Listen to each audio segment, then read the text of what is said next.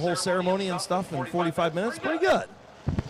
What a great little intermission we had there. It was nice to see a lot of the Hall of Famers. It was nice to see the former Hall of Famers that's been around, like John Klein and all them guys. It was pretty awesome. Yeah, absolutely. I think it's always special when you get Midvale Speedway's legends here and get to induct a new class and get to see all the history here. 72 years of history at Midvale Speedway. Again, a huge shout out to Kim and Randy Smart for allowing us to continue to do the Hall of Fame, all the Hall of Fame committee, and of course the chair, former track owner John Chapman. We appreciate all that he does. And Janet Parker was huge, and Chuck Harris of helping with my bios, and of course, Shannon Thomas, the co-chair, along with me. Shannon just does such a great job, an incredible job of helping me with all this Hall of Fame stuff. It's very, very honored to induct him tonight. As we get ready to go green for the bandos, Jeffrey Elkins III, Eli Van Patten, and Benson Feaster. Van Patten going to have the race lead all the way from Virginia, trying to take home the bacon. Benson Feaster says, not if I can help it. You ain't coming to my racetrack and winning. Lap number 1 going to go to Eli Van Patten. Benson Feaster second. Jeffrey Elkins the third in the third spot.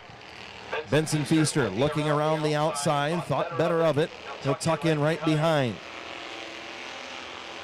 Don't forget, next Saturday night here at Midvale Speedway, the 410 sprints, the must-see sprint cars, the Buckeye State Shootout, along with the must-see Midwest lights. Is Benson Feaster going to get the love tap to Van Patten and take over the race lead? Benson Feaster, your new race leader.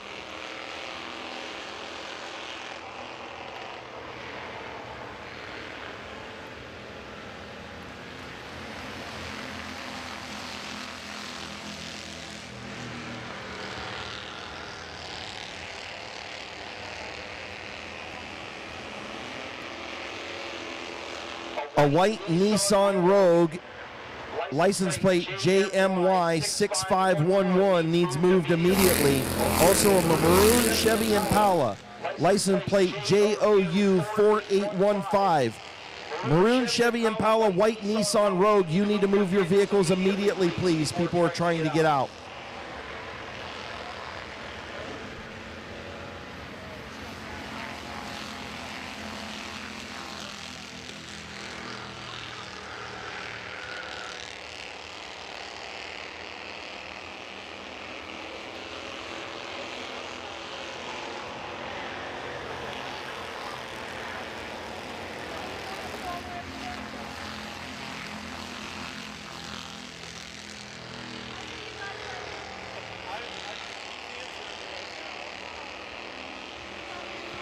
Seven laps complete this time for Benson Feaster. Worked up a nice lead over Eli Van Patten in the second spot. Jeffrey Elkins the third in third.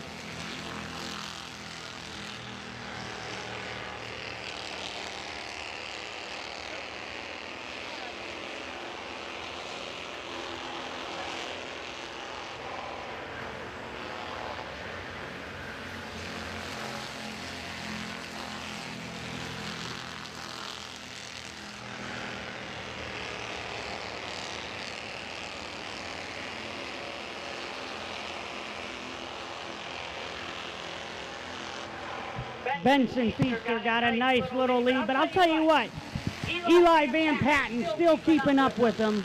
A lot better. He's doing a lot better in the feature than he did in the heat race. In the second place, the number 10 Eli Van Patten.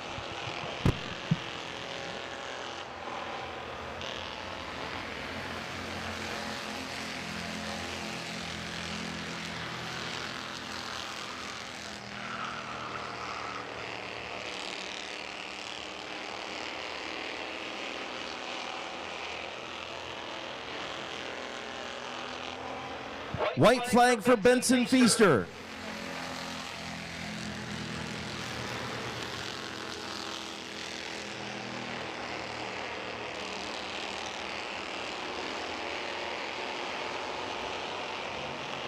Coming out of 3 and 4, Benson Feaster. Oh, Eli Van Patten. Whoo, that was close. Benson Feaster going to be your winner. Eli Van Patten out of Virginia going to be second. Rounding out the field in the number 8, Jeffrey Elkins will finish third.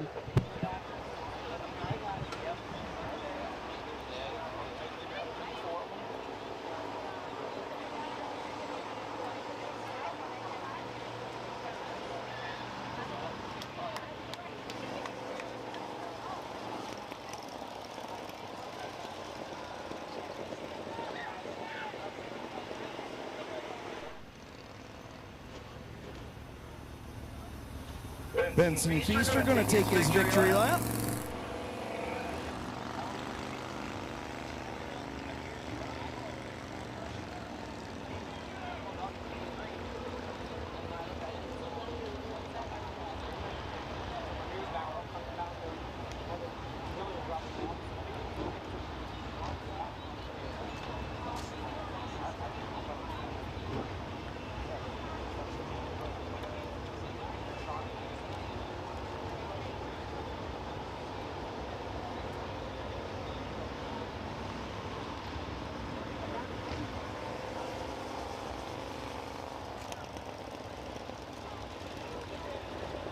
And pulling into H&M Collision Victory Lane in the Y Tavern, My Water Doctor. TDT Septic and Excavating and Performance Paintwork sponsored, number 178. Getting the belts undone. Getting his receiver undone. Watch your receiver, buddy. There you go. I'm trying, Benson. Come on down here, buddy. I'm going to help him get this stuff off so he can talk. Got it, buddy?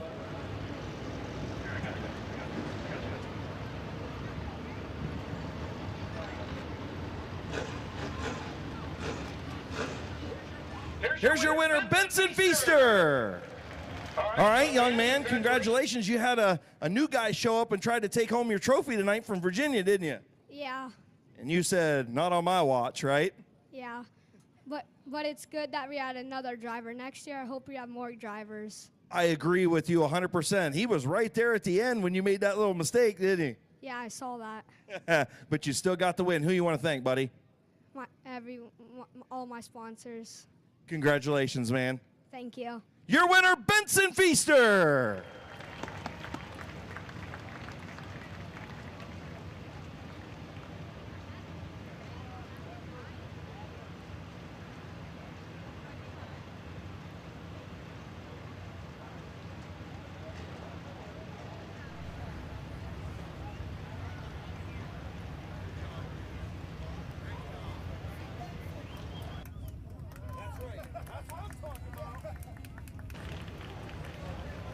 Dad just told him congratulations, he made the pole for the 8 main of the mod. So Benson Feaster in victory lane, and now Little Hands, go ahead.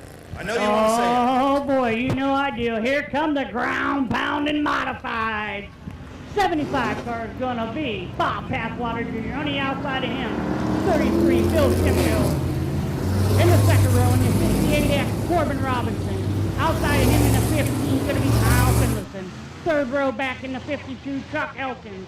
Outside of him is going to be 09 of Phil Cox in the fourth row.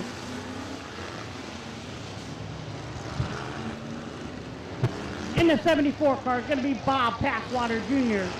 Outside of him in the 54, Rick Elkins.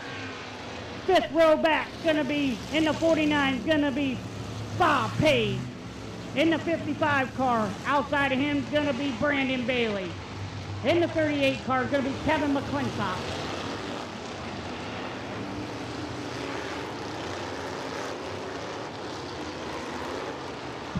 Outside of the 38 car is going to be the 68 car of Gary Hoopengarter. As in the 07 is going to be Don Rufner, the junior, the third. And rounding out the field in the 28 car is going to be Brandon France.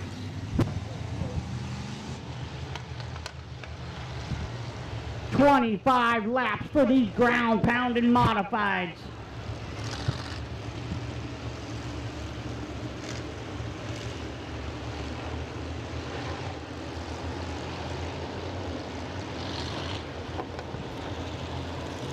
Getting the one to go signal from Chief Starter Jonathan Smith on Gillen Body Shop night at Midvale Speedway.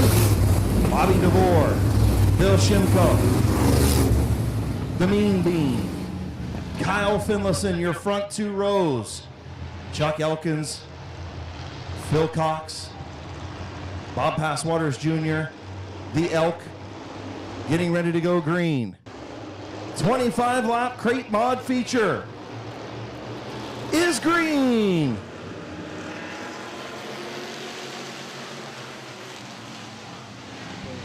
Bill Shimko into 33.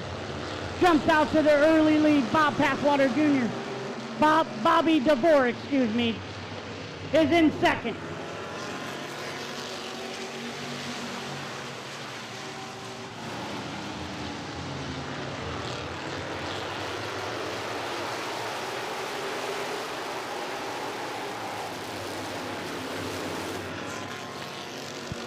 Bill Shimko starting to stretch out. Bobby DeVore in second.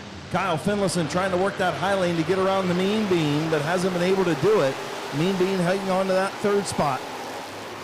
Working in the back of the field, Bob Page, Kevin McClintock, the Rooster, Rick Elkins Jr., all trying to methodically make their way up through the field. 4 laps complete this time around. Shimko pulling away a little bit. Yeah, Shimko's running a good race here. I'll tell you what, Rick Elkins is coming up through the field. He's working his way one by one. He's up to the 5th position in that 54 car, but Brandon Bailey right behind him. Phil Cox not letting Rick Elkins pass him, though. Good race so far. Way up the racetrack for McClintock. He's going to give up that spot back up to Page as he's trying to work around the outside. Finlayson trying to stay in an outside lane, and it's bottling up Phil Cox, Rick Elkins Jr., and the Rooster. Just outside of Chuck Elkins the third. So really the front three single filed out with Shimko about a second lead over Bobby DeVore and the Mean Bean rookie driver in the 68X.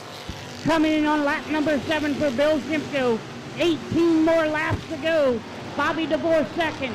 Corbin Robinson gives the chrome horn to Bobby DeVore in the 75 and 68.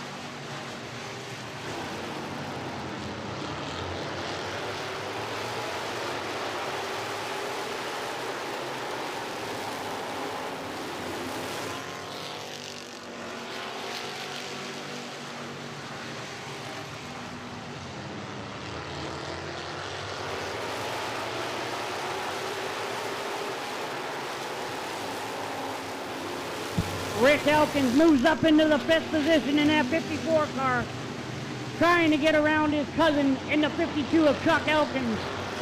Phil Shimko running a heck of a race right now in that beautiful number 33 car. Coming in on halfway, 12 in, 13 to go. Bill Shimko out front does not want anything to happen to anybody behind him. Bobby DeVore getting some heat from the Mean Bean right now for the runner-up spot as Rick Elkins Jr. to the outside of Chuck Elkins for the 4th spot. Trying to work that high lane. McClintock worked around Phil Cox back in the field. So did the 49 of Bob Page, the 55 of Brandon Bailey. Those three all sit there in the 6th, 7th, and 8th spots trying to make their way up through the field, but they need a caution, and Shimko doesn't need one. 16 laps in for Bill Shimko. 9 more laps to go for that 33 car that has a nice little lead on second place, Bobby DeVore in that 75. When you look at it right now, the top 4 all looking for their first ever modified wins in their careers. Bill Shimko's won some street stock and pure stock races, but he's never won in the modifieds. Bobby DeVore never won in the modifieds. The Mean Beans got a championship in a compact, but he's a rookie driver. Chuck Elkins hasn't raced in a long time. Oh, and contacted hard into the wall. Chuck Elkins and Rick Elkins Jr. Into the wall off of turn number 2. Chuck Elkins and Rick Elkins got together, and Rick Elkins Jr. hard into the wall in the 54 machine.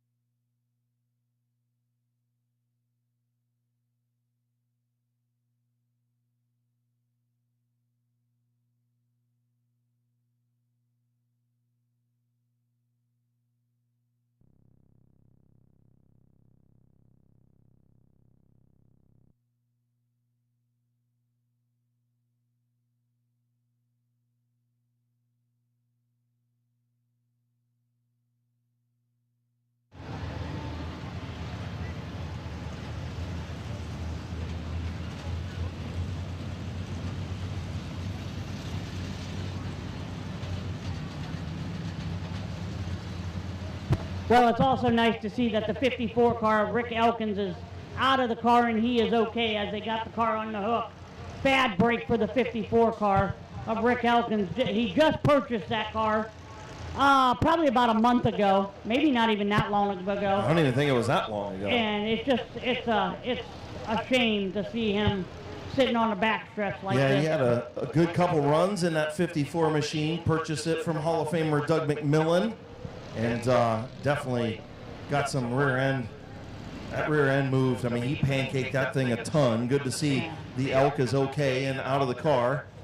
I mean, it's definitely, you're right. Working over there. Yeah, the right front's completely gone, and the rear end looks like it's moved. Yeah, it might even be broke.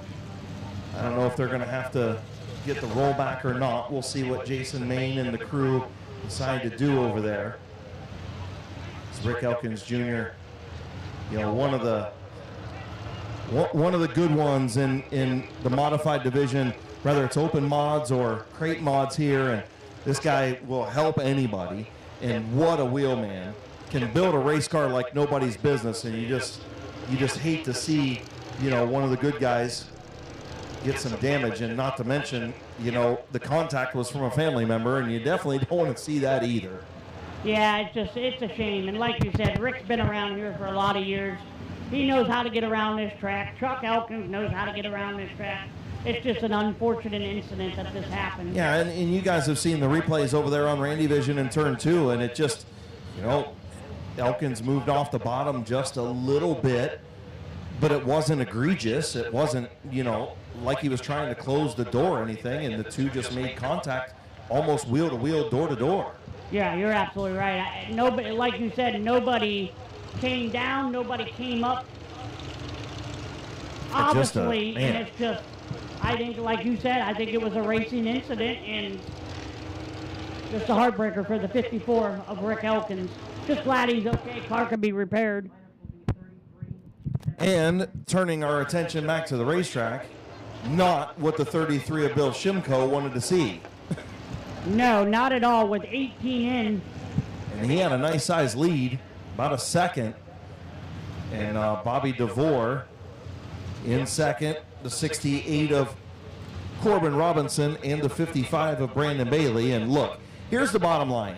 This is where the interesting point's going to come. I'm going to guess that the 33 or that the 75 is going to take the bottom. The question's going to be, what does Corbin Robinson do? If he stays on the bottom and opens up the top for Brandon Bailey, the 33 of Bill Shimko, his time up front may be limited. If the 68 of Corbin Robinson goes to the outside, if you're Bill Shimko, you're a happy camper, because you don't want to see that 55 of Brandon Bailey, the 49 of Bob Page, and the 38 of Kevin McClintock. You know where they're going.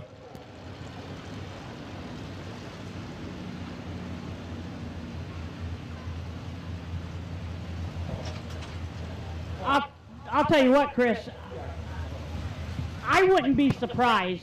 You know, Mean Bean's having a great run of his life right now. I wouldn't be surprised if he takes the shot and goes to the outside. He's got nothing to lose here. He's getting track time. Yeah, he's in a good position right now, but he wants to gain that position. So I think he goes to the outside. And I would agree. You know, maybe a couple weeks ago, the youngster maybe not feeling comfortable out there, but look, this kid led a lot of laps last week and almost won his first feature. And, you know, I think that I agree. I think that if I'm in the mind of Corbin Robinson, I think he's at the point in his career where, hey, I'm going to go ahead and go to the outside and take a shot. But if he doesn't do that, that opens up the top lane for the 55, the 49, and 38, and they're licking their chops. Oh, yeah. If that doesn't happen, we're going to have a show on our hands here. So I do want to give you a quick Olympic update. You guys may already know this. You may not want to know this. So if you don't want to know, plug your ears. But Dover, Ohio's own Hunter Armstrong won gold today in the Olympics in Paris in the 4x100 relay. So he was a part of the relay team. Hunter Armstrong graduated from Dover High School, is a gold medalist. He races in the backstroke tomorrow.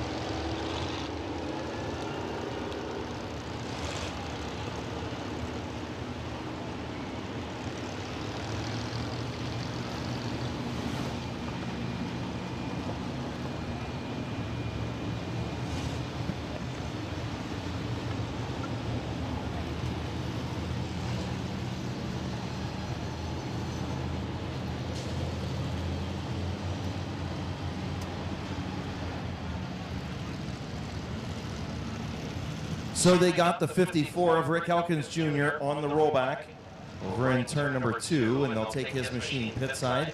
Quick cleanup over there.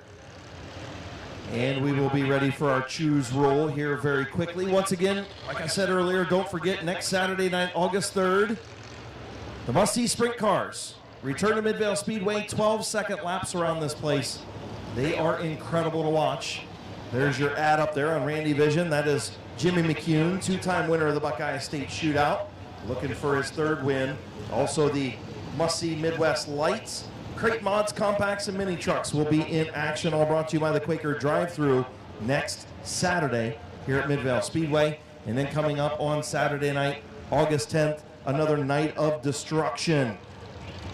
The action starts at 6:30, brought to you by the Lutz Drive-Thru. Trailer race, everything gets kicked off with a Enduro 100, a figure 8 chain race, long jump, flagpole race, skid plate race, reverse race, parking lot drags, rollover contest. There's 4 or 5 different demolition derby groups, a Power Wheels derby for the kids. There'll be a lot going on in the night of destruction. Make sure you come out here the next 2 weeks to Midvale Speedway. Make sure you tell your friends about it. Share those Facebook posts. We want to pack this place the next couple weeks. We want to pack it every night, but especially the next couple weeks, as we're going to get ready to go here. Choose rule going to be coming out, and yeah, we'll see what happens. I think everything lies on the 68X of Corbin Robinson. Whatever the 68X does, that's going to determine, I think, Bill Shimko's race and how this thing plays out in the last 7 laps. I agree, and I've been wrong before, not a lot of times, but I've been wrong before. But I'm telling you, I think the 68's going to the outside, boys and girls. I see my father looking up like he's probably thinking I'm nuts. Yeah, I mean, I get it. We'll see. They're going to choose right now. Coming to the white. Bill Shimko will be out front by himself. We'll see what happens behind him. They get to choose inside or outside at the diamond off of turn number 4.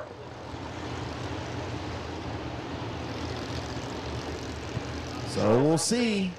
Bobby DeVore going to choose. Will hand be right or will hand be wrong? And there hand it is. is right. Corbin Robinson chooses the outside, and that's going to stack everybody up from there. So Bill Shimko smiles a little bit, but you know what? The Mean Bean going to go up there and try and win himself his first feature.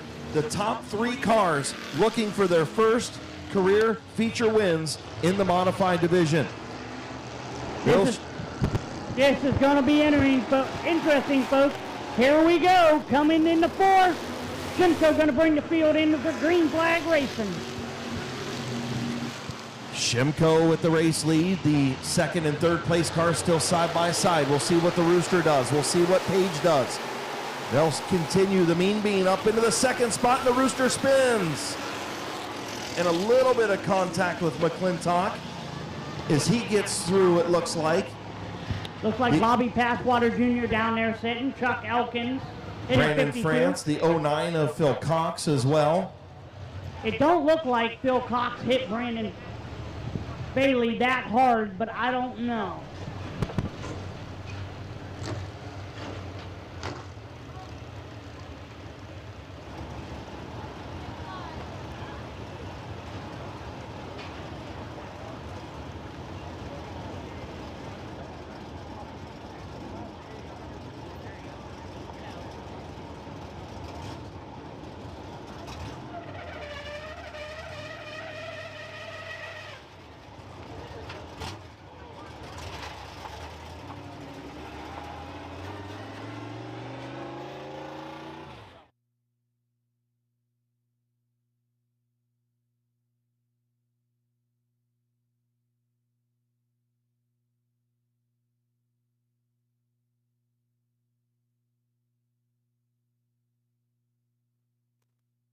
Well, just want to make sure that we let everybody know, as you just saw the replay over there in turn number 2, the sportsman that Kevin McClintock is and the champion that he is, he tapped the roof and said, "My fault."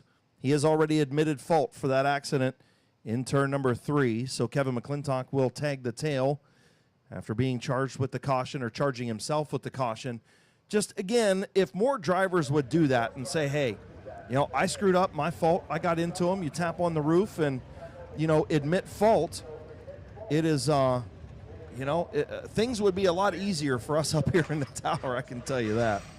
A lot of damage by Bob Passwaters Jr. over there as the Mid-Vid Racing team on the scene in turn 3, surveying the damage. Let's see what it looks like. Passwaters up into the back of Elkins. Elkins got some damage, going to definitely have a left rear flat. And also sitting there is the 09 of Phil Cox.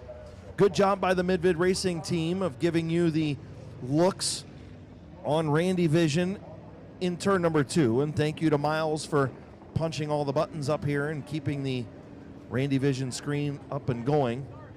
And it looks like it might take a few minutes to get the 74 unstuck over there. You can see the pressure on that right front tire and in that bumper. They are a little locked over together. So Bill Shimko, your race leader. Bobby DeVore will be in the 2nd spot, the Mean Bean in 3rd. So those 3 we know for sure. We'll see if Elkins is able to continue. It looks like the Rooster going to head pit side as he pulls off in turn number 2. So tough break for Brandon Bailey.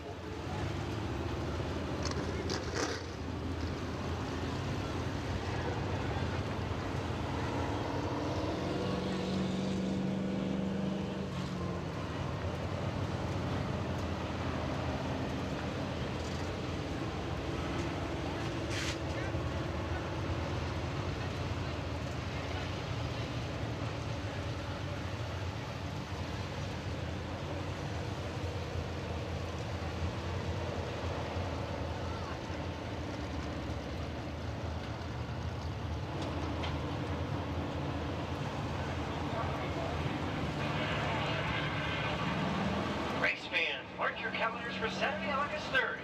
Buckeyes State Shootout at Midvale Speedway, presented by Quaker Drive-Thru. Featuring the Must-See Racing 410 sprint cars and the Midwest Lights. The fastest cars of the season are coming to Ohio's favorite track. Gates open at 3, with the high-octane action starting at 6:30. Feel the adrenaline and witness the speed. But that's not all. Great modifieds, compacts, and mini trucks will also be tearing up the track. It's a full night of racing excitement. Don't miss out on the Buckeye State Shootout at Midvale Speedway, presented by Quaker Drive-Thru. Be there, be a part of it.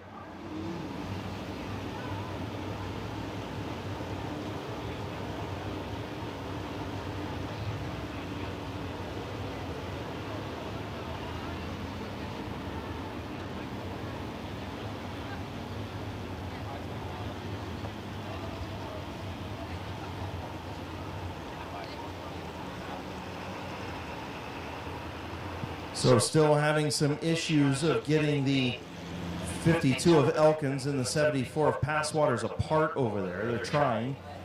And now they've got some more crews over there, so they'll get them pulled apart. Just going to take a second. But while we got a second, make sure you stop down to the concession stand. We also got the popcorn shack back here and the waffles. Make sure you get back there and check it out. We've got pizza and hamburgers and walking tacos and all kinds of good stuff. You can stop down there and get your Queen of Heart tickets now at the Beverage Barn with something cold to drink. And Little Hands, why don't you walk around and see if you see any Hall of Famers down there since you got the mic, and maybe say hello to some Hall of Famers. Yeah, I'll see what I can do, but we're going to have to search here. I don't know how far my mic will reach. Where's Larry McMillan at? Is he down here? Trying to find Larry McMillan. I don't know. He's up. Larry, I'll tell you what. We'll see. I don't know. I'll see if I can reach all the way down here. Can you still hear me? Oh, yeah.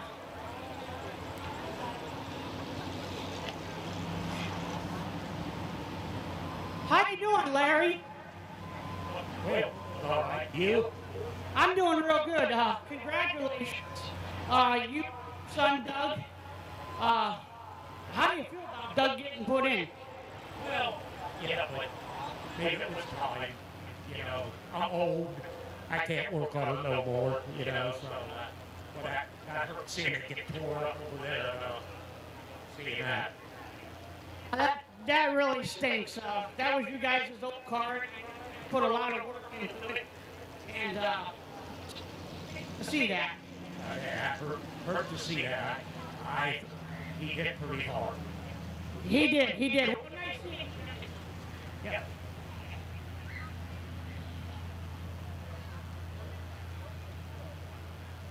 Hall of Famer Doug McMillan and Larry McMillan. Doug didn't really want to talk to me. I wouldn't have either. I don't blame you. I'll bet you if I get on there, Dougie talk to me though. Oh, he probably would, but I'll throw him a text later on. We'll Hey, have our hey, conversation. Dougie, you're on the camera down there in turn number 2. You see yourself in Randy Vision. Hey, just tell me, if I would have came down there, you would have talked to me, wouldn't you? See, absolutely. That's a boy. Yeah, that's my boy. That's my boy, Big Mac. Yeah, we could do Kiss Cam. You want to give your dad a kiss on Kiss Cam? No, he said no. Larry, good to see you. Good to see all the Hall of Famers down there. Yeah, I see Mad Max down there as well. Yeah, Max is down there, Larry, Doug. Good group of guys down there. Anybody else down here, Hall of Famers, stand up if you down here in 1 and 2 or above me. I don't see anybody. Chris, lonely over here. It's lonely to be at the top, Hands, you know? It is. Tell me about it.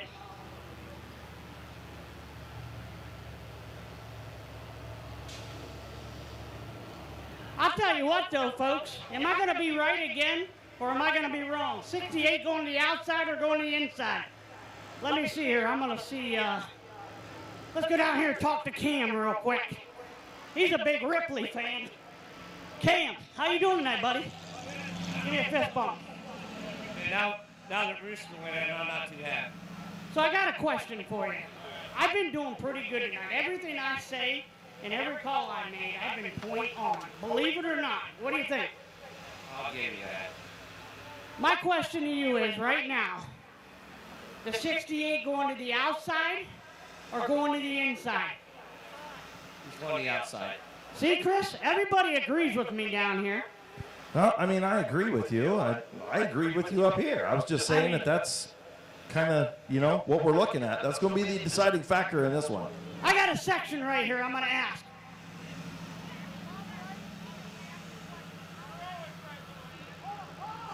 Yeah, hold on. I got one here, a Tedesco buddy. He's over here telling me I'm always right. Little Hands, you're always right. Thank you, buddy. I knew I had fans. How you been, buddy? I'm awesome. I'm awesome. We In need this security. section, am I right? We need security to escort that guy out of here. Won't take me much. Just give me a cheeseburger and I'll get out of here. Only one will do. I had a nice sausage sandwich earlier today, so while we're under this caution, if you guys are hungry, guys or girls, go down and get yourself a nice sausage sandwich. They're really good.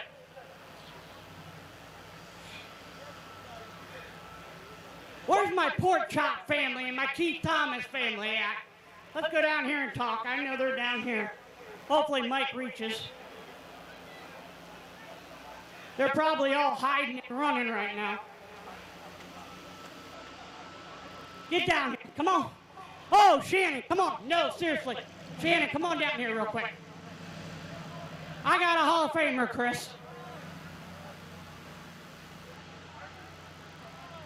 Come on, Shannon.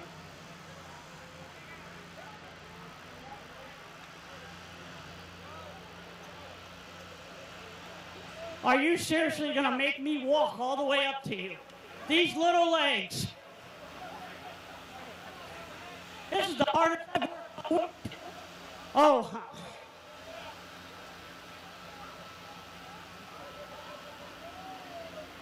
You're going to have to move down this way, Hands, or you ain't going to get through. Hey, Hall of Famer Larry Clay just said you should be a used car salesman. I agree, LC. Can you hear me now? I'm back. Yeah, yes you are. Jeez, Pete. I got the man here real quick. Oh, you got my big Shannon dog. Thomas. Yeah, he's no stranger to a microphone. Well, buddy, give me a handshake here. Congratulations. You ever shook anything that small before? Just an infant's hand. Well, congratulations, man. You, your family, your brothers, That's an honor. Tell me about it. How do you feel tonight? That was pretty good. Me and Keith built a pretty good career together. I helped a lot of people before that. And I kind of went with Keith and got him going, but it was a bigger honor that we got to go to the Hall of Fame and the same night that our dad did. He passed away in 2020. And I know it was pretty special for the family. Well, I got one question. Real quick. Are we going to be able to get that 5-car in victory lane tonight? Yeah, well, he did some things in qualifying that we didn't agree with. We let him call his own shot. I kind of got him tuned up a little bit, and he's going to have to make sure he don't get a speeding ticket tonight because he's going to be got the clock on him all night. Gary's going to keep a good eye on him over there. Well, I'll tell you what, like I always tell him, Chris, I tell Pork Chop, elbows up, drive the wheels off of her. Shannon, thank you very much, buddy. Yeah, Shannon Thomas, give that guy a round of applause. What a great career Shannon Thomas had here at Midvale Speedway and continues to have.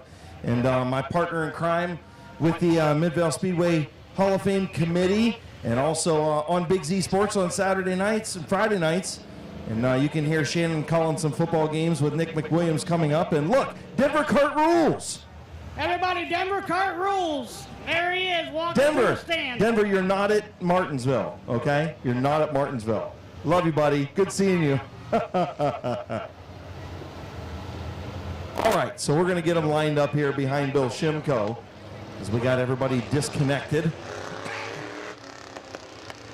What do we got, Chris? About 8 laps to go? 7, still on lap 18. So going to get them single filed out here and might be coming to the choose this time.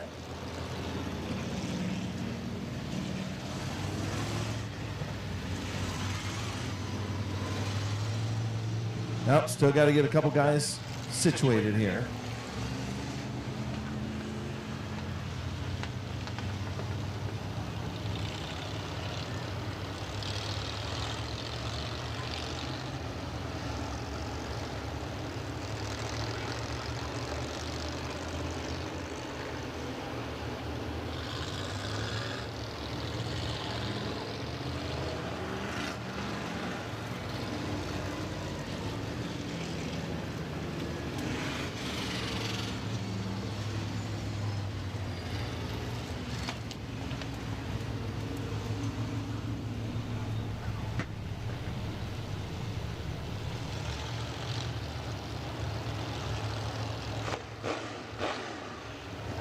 All right, so they're coming to the choose. Let's see what the 68 does. Does he go to the outside again? Behind leader Bill Shimko. The 75 already looking like he's going to stay to the inside. And the Mean Bean will take the outside. Page will take the bottom, as well as the 15. The 007 of DR3 will go to the outside. So, coming to the green, 18 laps complete. Bill Shimko is led from the drop of the green flag. We'll see if he can hang on out front, or maybe the Mean Bean or Bobby DeVore going to get their first win. Green flag in the air. Oh boy, Chris, here he comes. Corbin Robinson to the outside of Bill Shimko down the backstretch. Can the Mean Bean get it done here? Corbin Robinson trying to work around Bill Shimko. Both looking for their first career modified feature wins. Shimko up the racetrack a little bit. Handling might be going away on the 33. Looks good through 3 and 4. Painted to the white line. 5 to go. 5 fingers in the air for Bill Shimko. The Mean Bean all over the back bumper of Bill Shimko. Does he got time to get around him? He looks to the inside. Shimko gets a little loose.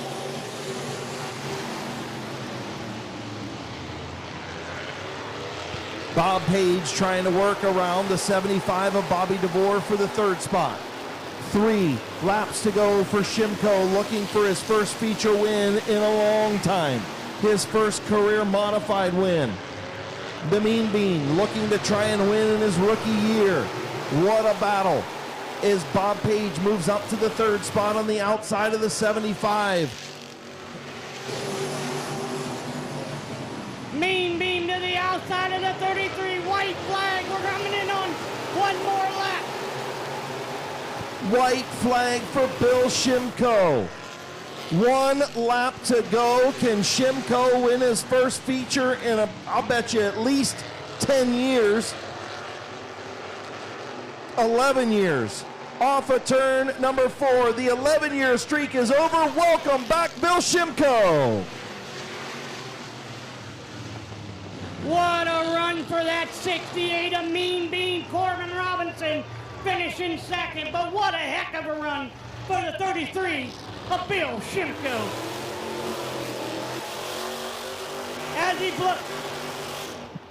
As he blows the tires off down in 3 and 4, Shimko coming to victory lane to get the flag.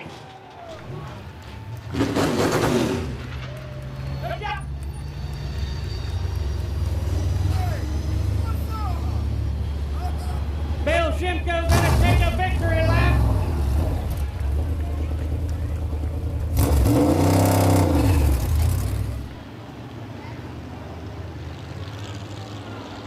Bill Shimko gonna do the Alan Kowicki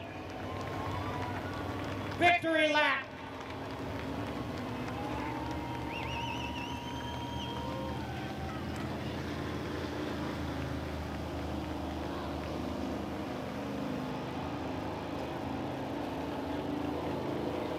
I'll tell you what, the win for the 68 car is coming for Corbin Robinson.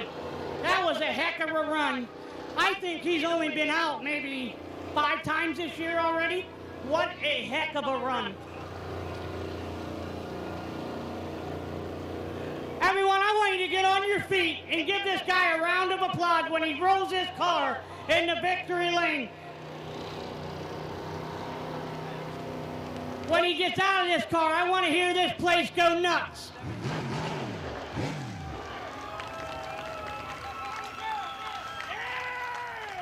Canton Auto Salvage, Aero Performance, Smith Auto Sales.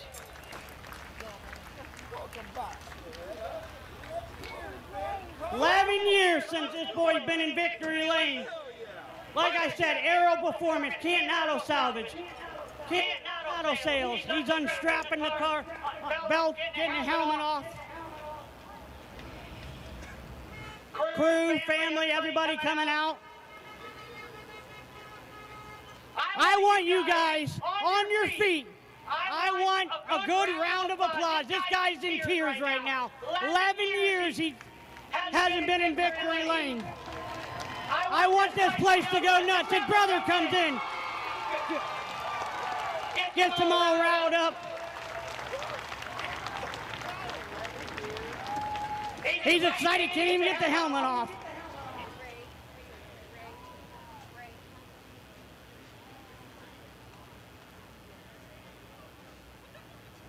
Give a round of applause for Bill Shimko. Atta boy, baby.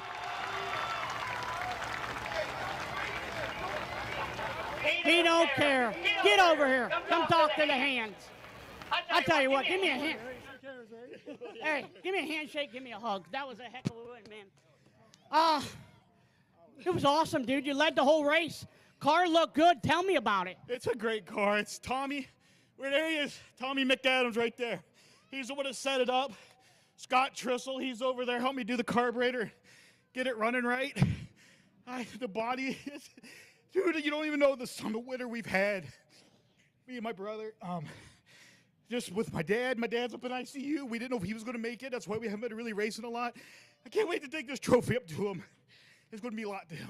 Dude, you got me shaking. I'm so freaking proud of you, man. Tommy McAdams, one of the best here as crew chiefs around here, sets up Bubba Smith's car, getting a big hug. There it is.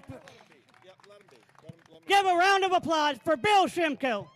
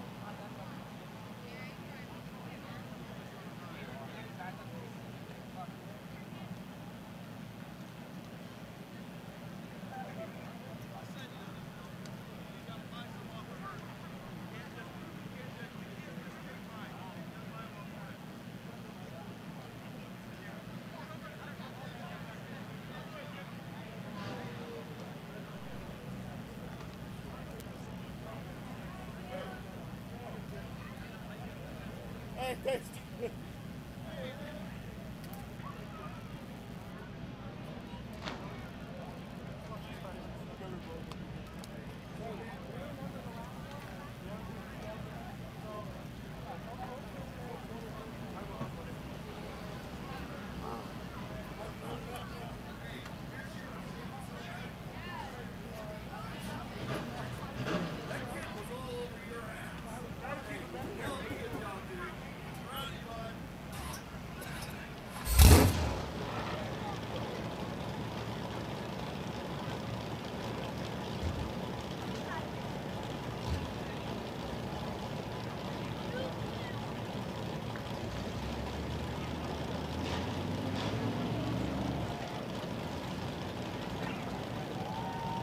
Matt, we lost a zip tie.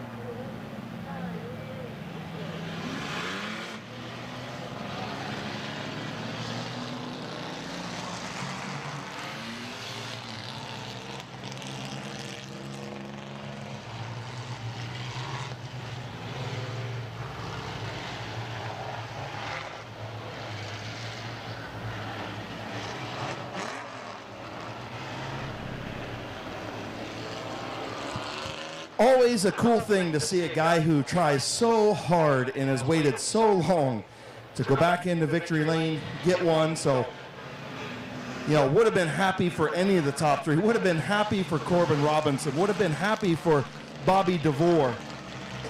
But definitely happy for Bill Shimko. So we move into our O'Reilly's Auto Parts mini trucks. Brady McLean on the pole with Trenton Croft alongside, then Bob Johnson, Jake Beavers, Connor McLean, your fastest qualifier on the outside, Eddie McLean on the bottom, and Storm Johnson. Green flag in the air. Problems off the get-go for Jake Beavers. Issue with Beavers as he pulls to the infield, or pulls down to the bottom of the racetrack. Something happening to the 17 of Jake Beavers. There, he's got it back running. So complete restart. We'll see if Beavers can catch back up. Maybe it just jumped out of gear on him.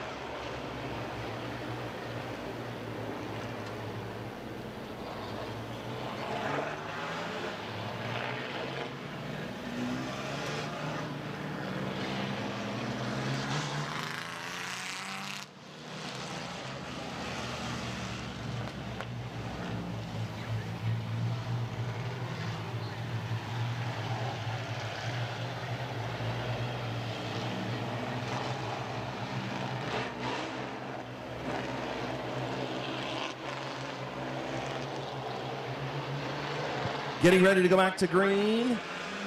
And away we go for a second time. And Jake Beavers issues again. Looks like he has issues when he's, I don't know if he's shifting that truck or what he's doing. No, he's not, Chris. He's had a lot of electrical problems with that truck, and we thought last night, well, he thought it was the ignition switch, and it ended up not being it. They thought it would be the distributor. So he's got some electrical problems going on, and it's shutting on and off. And those electrical gremlins are just hard to find sometimes. Trenton Croft out front, and this kid looking for his first career feature win. Could we have back-to-back first-time feature winners? Well, Eddie McLean's got something to say about that as he's trucking in the outside lane, no pun intended, as Jake Beavers pulls pit side. I'll tell you what, the 29 truck at Trenton Crossing has been running great the last 2 weeks. Last week he led all the way to the last lap, and I believe Connor McLean passed him on the last lap.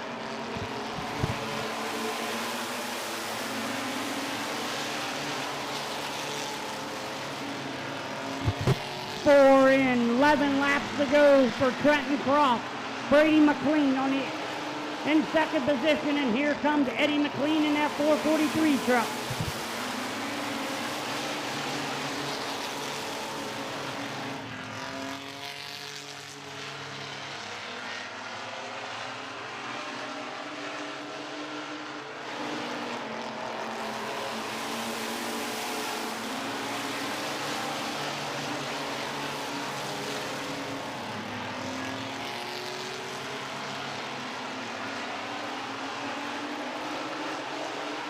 Eddie McLean all over the back of the 42 of Brady McLean.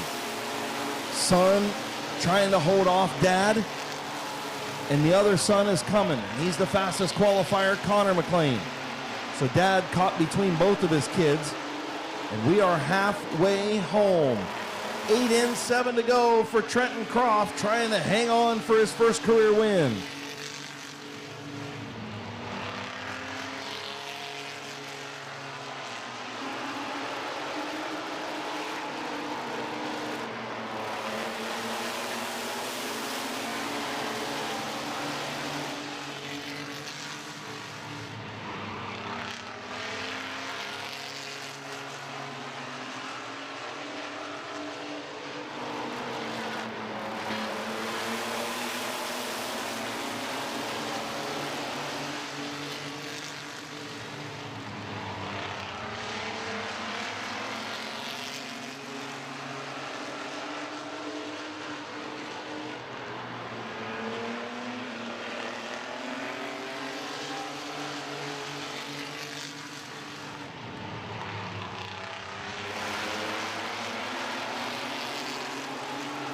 Trenton Croft hanging on, 3 laps to go.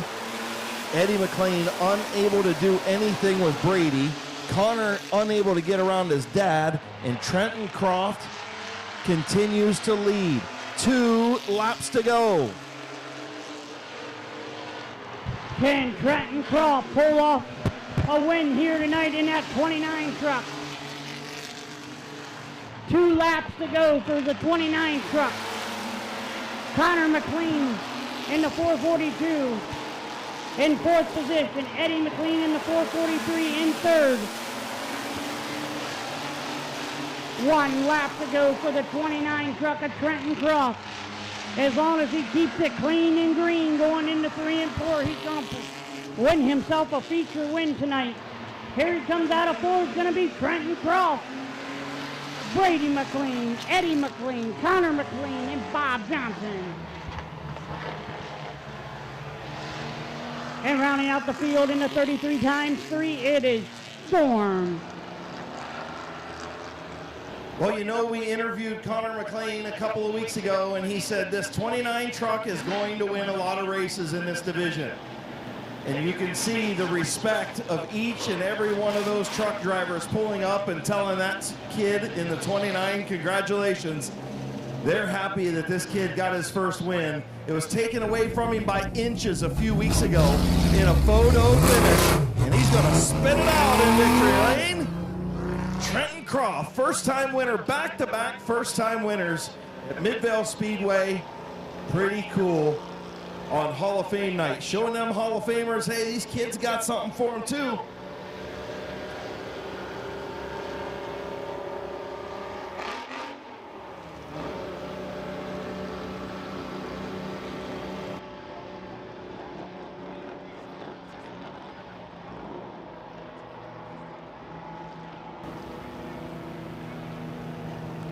Pulling into H&M Collision victory lane. In the Bruce Morris Farm, Cosmos Auto Repair, M&G Auto Service, Tony's Corner Cafe, Croft Lindell Racing, sponsored number 29 for the first time in his career in the Ross Mountain Barbecue and Catering, or I'm sorry, the O'Reilly Auto Parts mini trucks. Used to be the Ross Martin Ross Mountain Barbecue and Catering mini trucks, but this year O'Reilly's jumps on board. Family in Victory Lane getting ready to climb out. Here's your winner, Trenton Croft.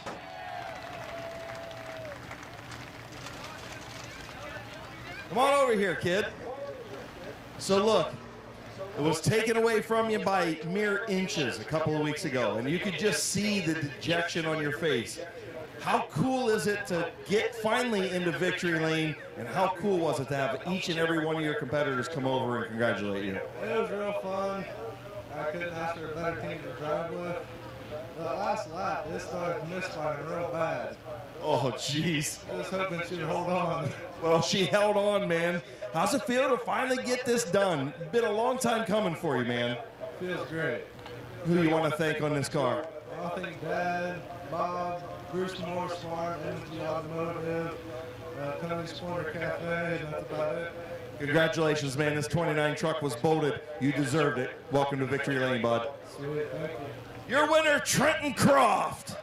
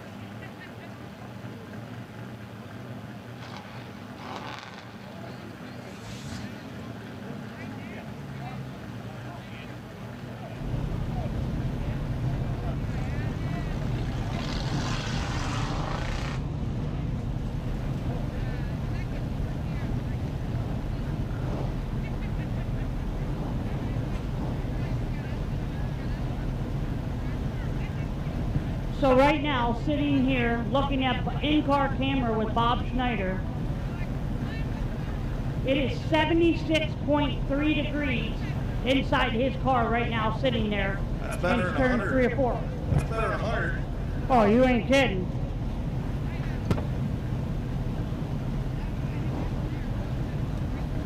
So, wow, we got a second.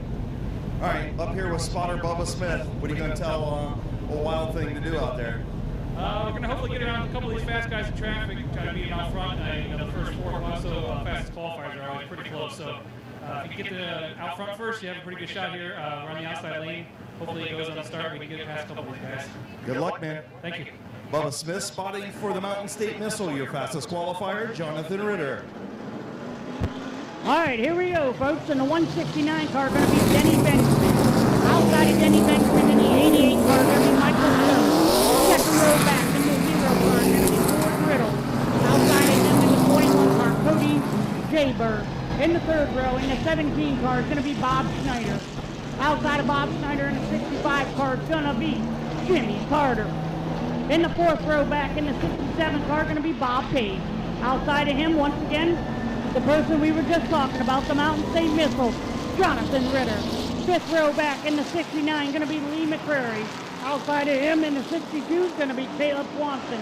And rounding out the field tonight in the 4E is going to be Vanessa Wiley.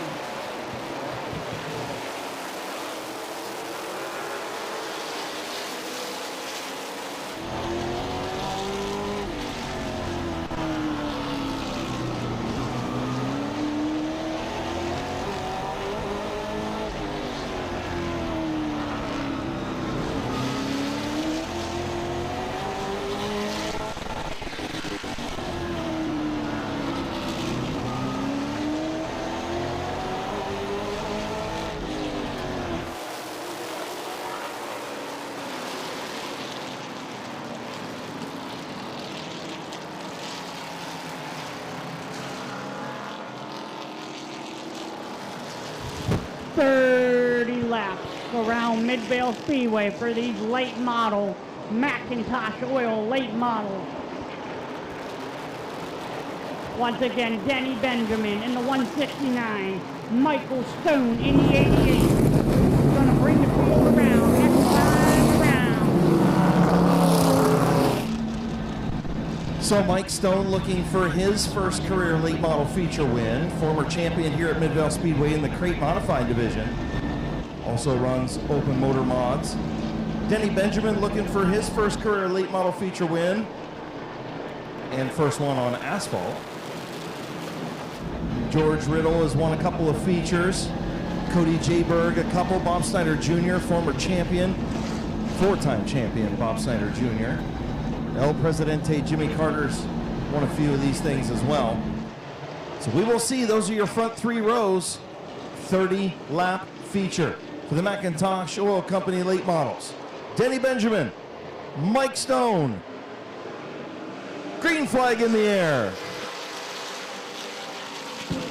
Michael Stone jumps out to the lead. We're going to have a yellow flag. He jumped out to the restart, or the initial start. Yeah, so he will be told to stay in line. Just a little antsy trying to get around the 169. We'll try it again. Once again, folks, if you look on the Randy Vision Board, Night of Destruction, August 10th, I hope to see you guys there. Grab a neighbor, grab a family member, grab anybody, and let's pack the stand for August 10th, Night of Destruction. Or you can grab a helmet and participate too. Get a car and participate. Yeah, get a car, get a helmet. Somebody probably be looking for a driver. Absolutely. I might have to take the night off, get into one of them enduro cars, get the chrome horn out. I'm telling you what, that's a good time, right? All right, let's try it again. Denny Benjamin on the bottom, Mike Stone on the top. Macintosh Oil Company late models getting ready to go green on Gillen Body Shop night, Hall of Fame night at Midvale Speedway. Through turn 4, green flag in the air. A lot better start for Michael Stone and Denny Benjamin. Stone gonna jump out to the lead. Oh, and he gets loose. Denny Benjamin, a little contact there to Mike Stone. Coming off of turn number 2. Got Stoney up the racetrack, but he's battling back in the outside lane. Zero of Riddle is there as well. Benjamin, your race leader. Here comes Mike Stone, looking to the outside of Benjamin. Benjamin way up the racetrack. Michael Stone still out there, holding on to the second position. George Riddle in third, right there in the zero car.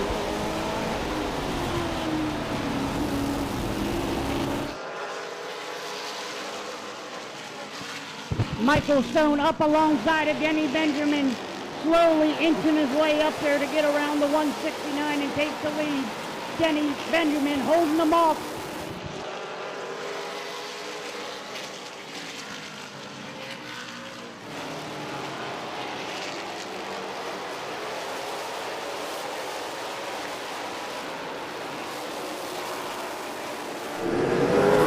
Mike Stone leads at the line. Benjamin still trying to get back, and now contact with the 88. Denny Benjamin will fall back into the second spot.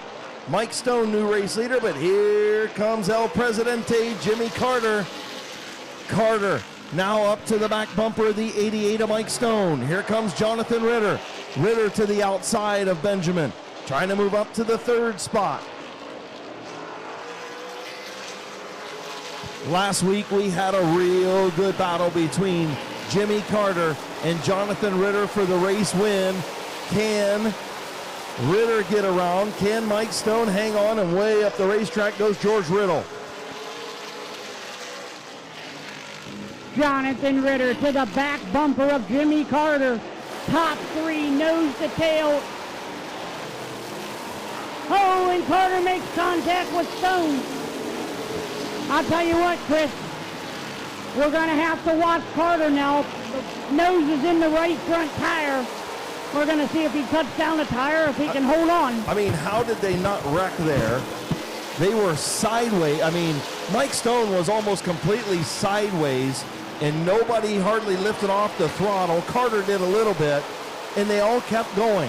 What a great job of driving by all three, and now Ritter to the inside of Carter for second. Can he get around Stone, or can he get around Carter and put his sights on Stone?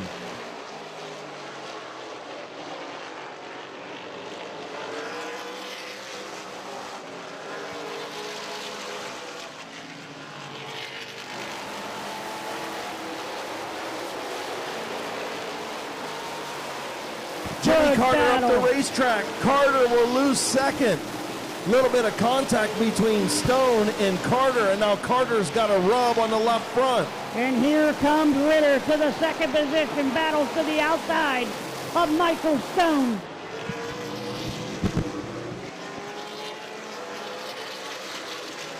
Jonathan Ritter around the outside of Mike Stone.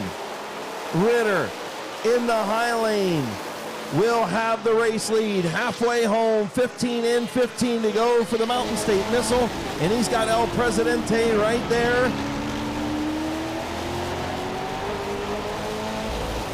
Oh, and Carter and Stone make contact again. Carter going to go to the second position.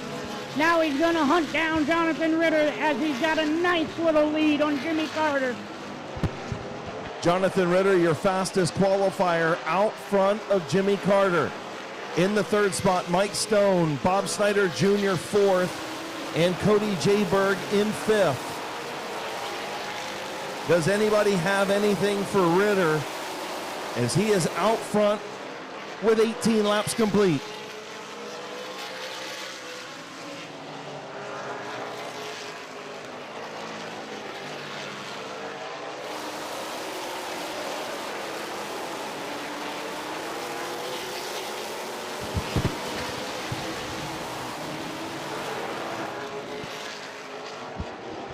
Ritter coming into fourth, still going to be your leader. 20 and 10 laps to go. Does Jimmy Carter have time to catch the Mountain State Missile of Jonathan Ritter as he comes up on some lap traffic? Oh, and Lee McCurry gets sideways coming off of fourth. That lost Ritter a little bit of ground, but Ritter still lapping faster than the 65.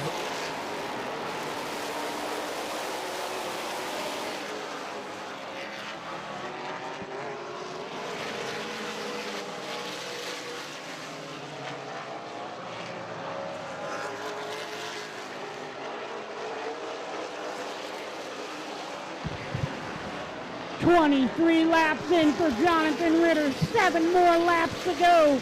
Carter is right there trying to catch Ritter. Does he have enough time? Coming in on lap 24, 6 laps to go. Lee McCurry pulls off the racetrack. Jonathan Ritter with a 1.4 second lead. We'll see what it is now. It is 1.5. So Ritter pulling away a little bit from Jimmy Carter with only 5 laps to go. 4 now on the board.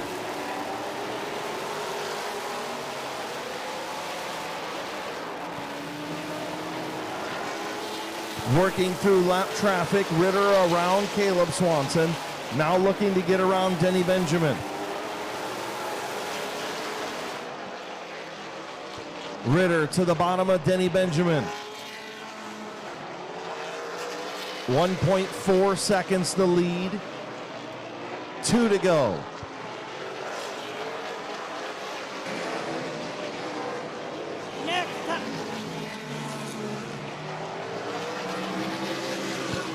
White. Next time around for Jonathan Ritter, white flag, 1 lap to go. White flag in the air. Final time in turn number 3. And off at turn number 4. The Mountain State Missile back to victory lane at Midvale Speedway. Jimmy Carter, Bob Snyder Jr., Cody J. Berg, and Bob Page, your top 5. What a heck of a race, Chris. What a heck of a race.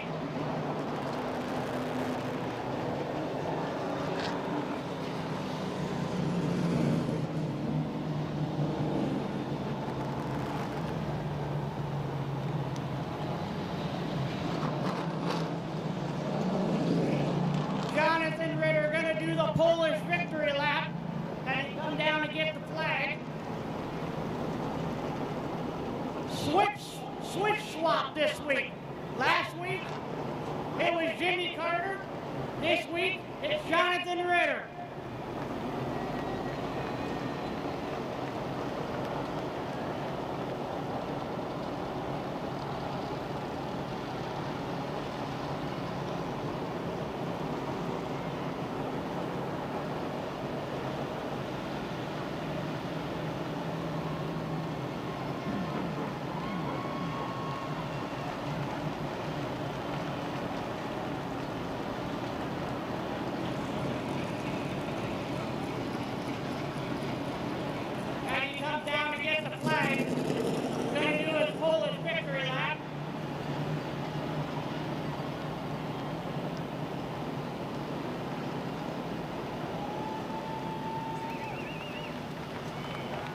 Decided to take 2 laps. It's been a while for old Jonathan Ritter out in St. Midvale. Here he comes. He's going to turn that thing around, actually.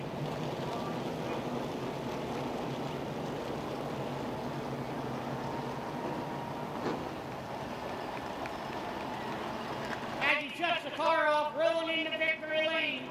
Sponsors on that car, Boulevard Lanes, Tony's Corner Cafe, Direct Detail, Canton Auto Salvage. Special thanks to Barker Racing.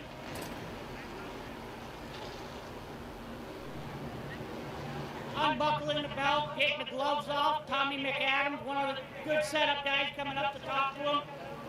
Chief Smoking Barbecue. Boulevard Lanes, I believe I said that. Everybody coming in to talk to him. He gets out of this car, folks. I want you to give him a big round of applause.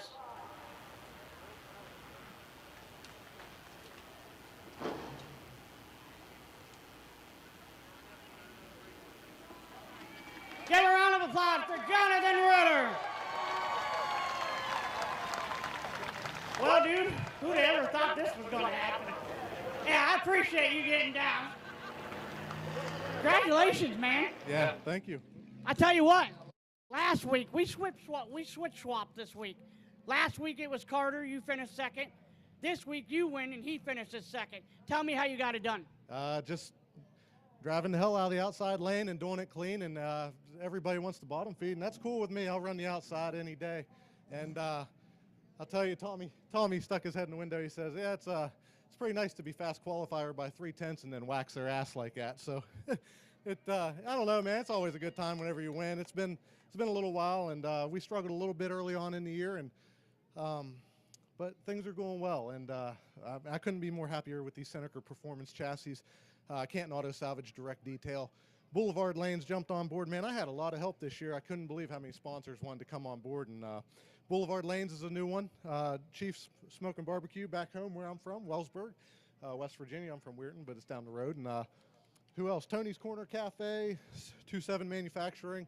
They build pit boxes and stuff. Buddy I used to race go-karts with actually started it, and it's over in Gibsonia, PA. Do a lot of dirt track stuff, and I don't know, man. We're just putting it all together. We're having a lot of good success, and very consistent, and it's all been made possible by these sponsors. TJ Barker and Carrie Barker Racing. They're on the back of the car, so I didn't see their name, but I couldn't do this without sponsors, man. And with all the money that came on board this year, it's never enough. I will always spend it. Find a place to spend it in this race car, and but it's I'm having a good time, and it's good to have the fun back. After Gene passed away, it took a little while. So, well, I'm going to help you out real quick. There's one person here that you didn't thank, and that's Sarah. Yeah, Sarah, my fiance, down there. She was actually at a engagement party and then a bridal shower.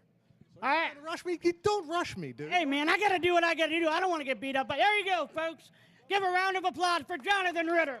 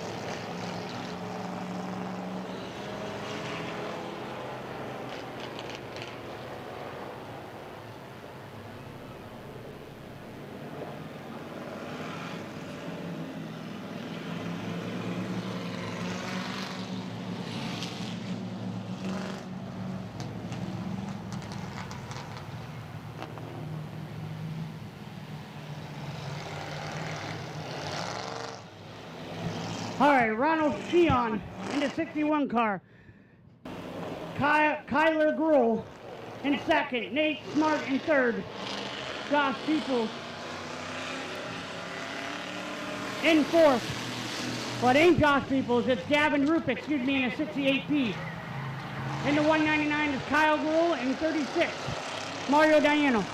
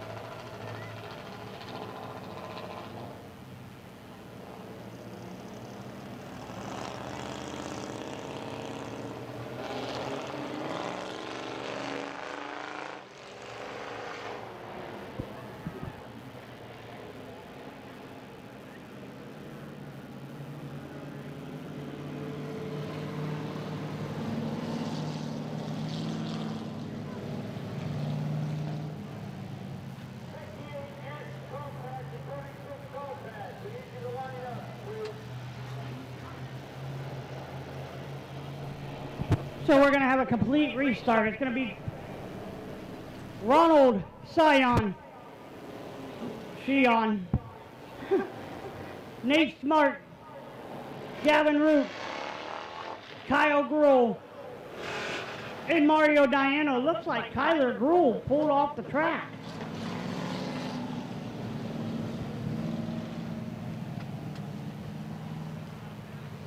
So a tough break for Kyler Gruhl.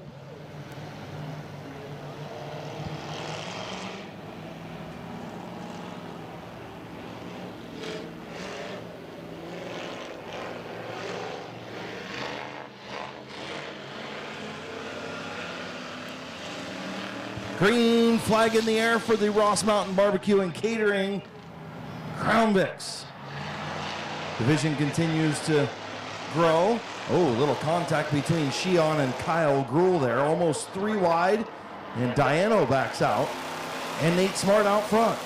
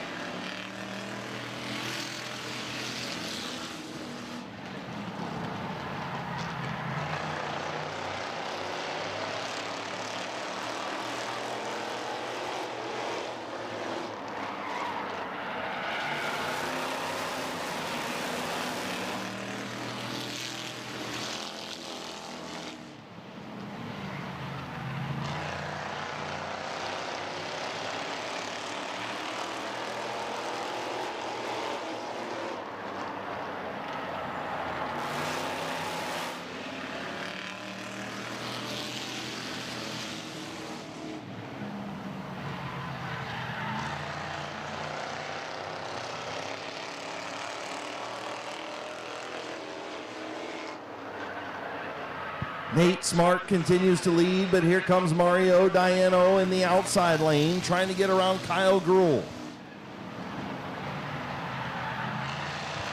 Diano, the fastest qualifier, trying to get around. He picked up a feature win earlier this year in the first night out in this 36 machine. Nearing the halfway mark. 6 laps in, 9 to go. Nathan Smart still your leader. Mario Diano gets sideways. Oh, Kyle Grohl gets sideways coming off of 2. Diano takes the number 2 position away as now he hunts down Nathan Smart. You got Gavin Roop out there still trying to figure out rear-wheel drive. It's definitely not, you can't race these cars like you can a compact, and he's figuring that out. So a good learning night for Gavin Roop, and a shout out to Josh Peebles and the racing team for putting him in the car. Doing a good job learning how these rear-wheel drives work. It's Mario Diano. Dun-it, dun-it, dun-it, dun-it. He is gaining on Nathan Smart very quickly. Chewing him up. Here he goes. What kind of move is Mario Diano? The legendary, and here he goes inside of Nate Smart. The crossover. Mario Diano, the crossover, goes around Nathan Smart. New race leader with 5 fingers in the air, Mario Diano.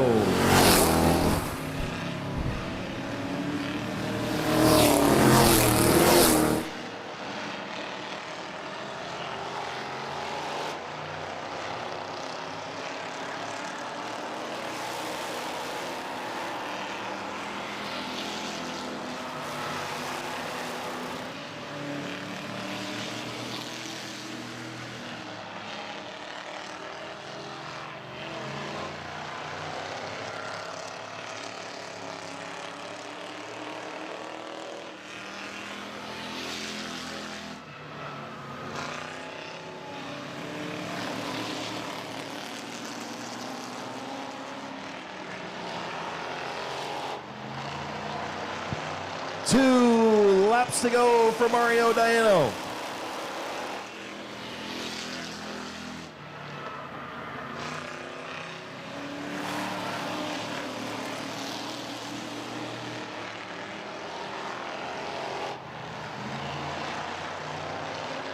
White flag in the air for Mario Diano. Nate Smart in second. Ronald Sheehan in third. Kyle Gruhl, Josh, and the 9 of the 68 of Gavin Roop. My goodness. Off at turn number 4, here is your winner for the second time this season, Mario Diano. Nate Smart finishes second. Good run for Ronald Sheehan in the third spot. And Kyle Gruhl will finish fourth.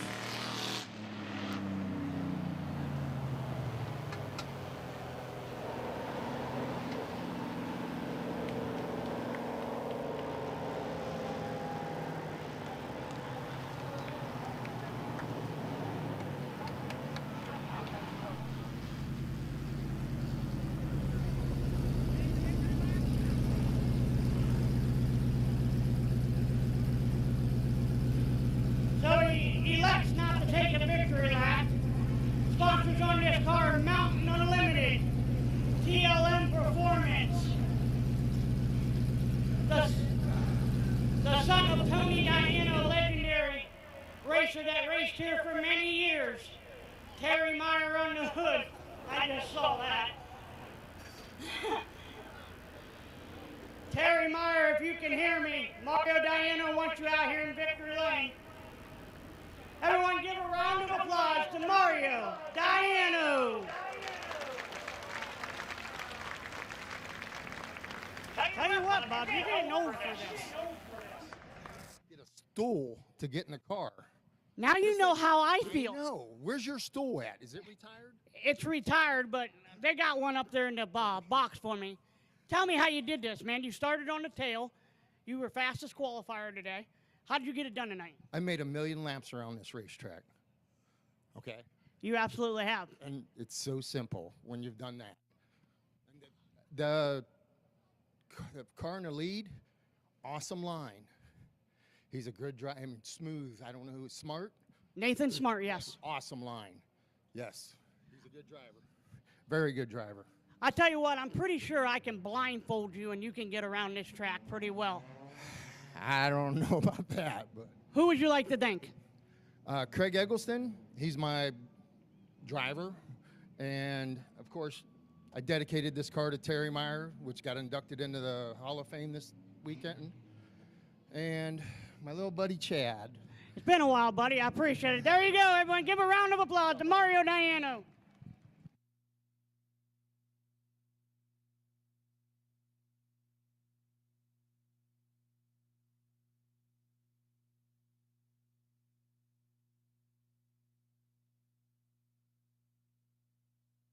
We go back long. You gotta leave. Oh, yeah. Go ahead.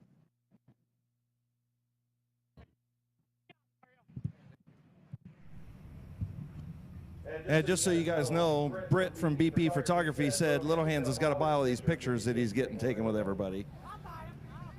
Mario Diano back in victory lane, dedicating it to Terry Meyer, who went into the Hall of Fame, the 9th class. Here, all brought to you by Gillen Body Shop.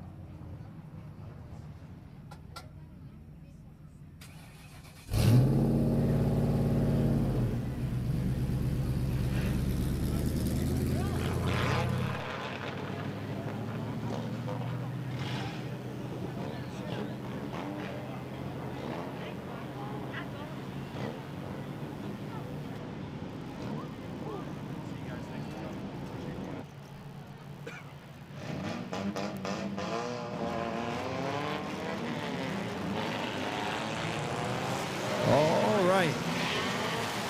My Water Doctor Compacts moving out for their 8th feature. Starting on the pole, the Young Martin alongside Braden Maurer in the 212. The 27 of Mark Lucius. The 23 of Brenton Irwin. The 36 of Rich Dunlap. The 62 of Caden Scott.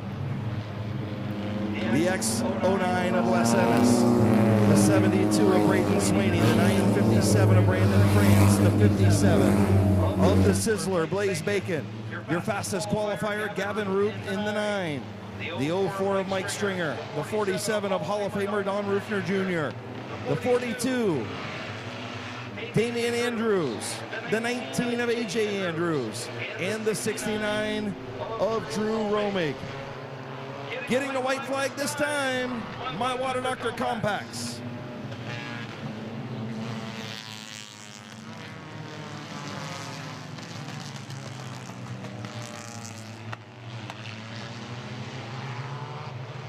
"20 laps around Midvale Speedway, feature racing time for our A main compact division. Dylan Martin, Braden Maurer, bring him in out of full. Green flag racing, here we go.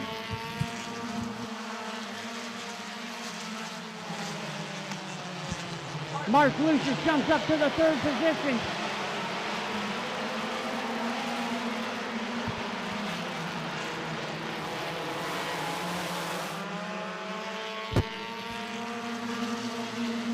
Mark Lucius going to be in 2nd, Dylan Martin in 1st. Dylan leads lap number 1, here comes Lucius.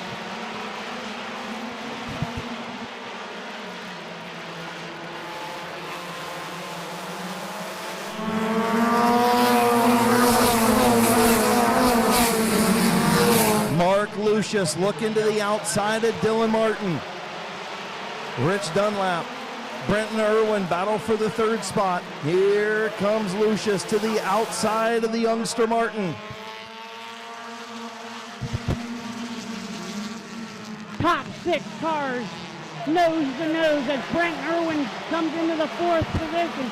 Oh no, Blaze Bacon pulls slow in turn. Oh, Lucius sideways in 4, caution on the speedway. What a blow in the points to the 57 of Blaze Bacon. He already had issues a couple of weeks ago and had a DNF. And now Blaze Bacon stopped over in turn 2. Tough break for the 57 car. Chris, he has been having problems for the last 3 weeks with that car. After they wrecked it real bad a couple of weeks ago, he has just had all kinds of problems.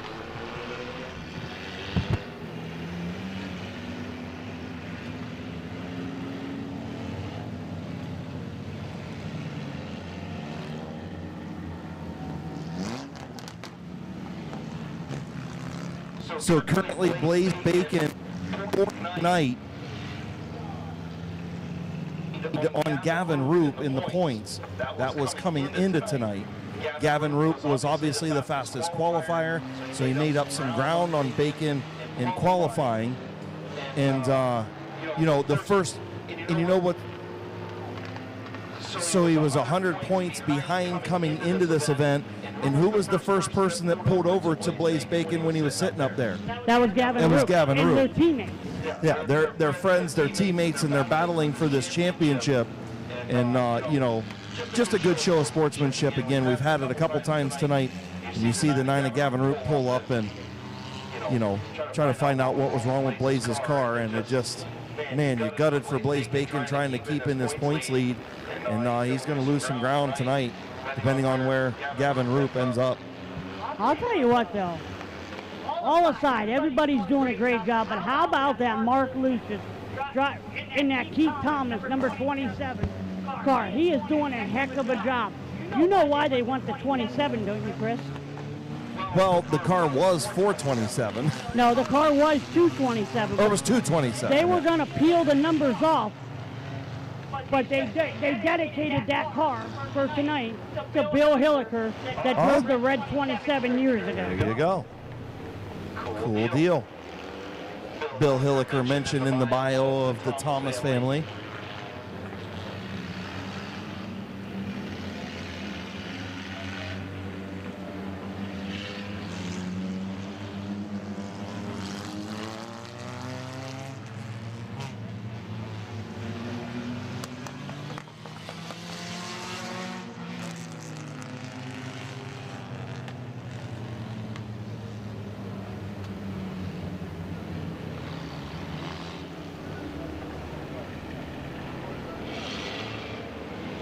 So trying to get Mark Lucius to drop to the bottom.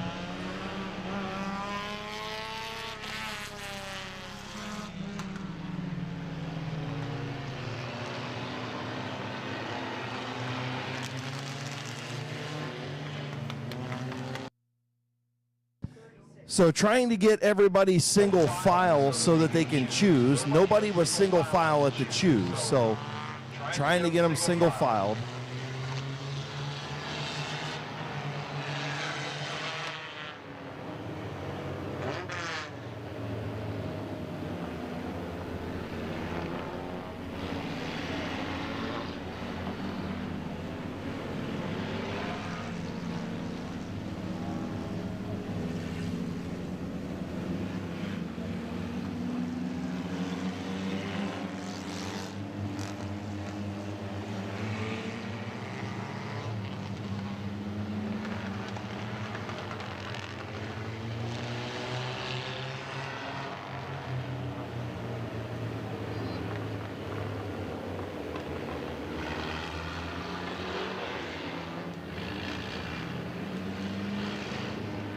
So Lucius chooses outside, and all these guys choosing inside except for Braden Swaney. So Swaney will choose the outside, and he's going to file all the way up.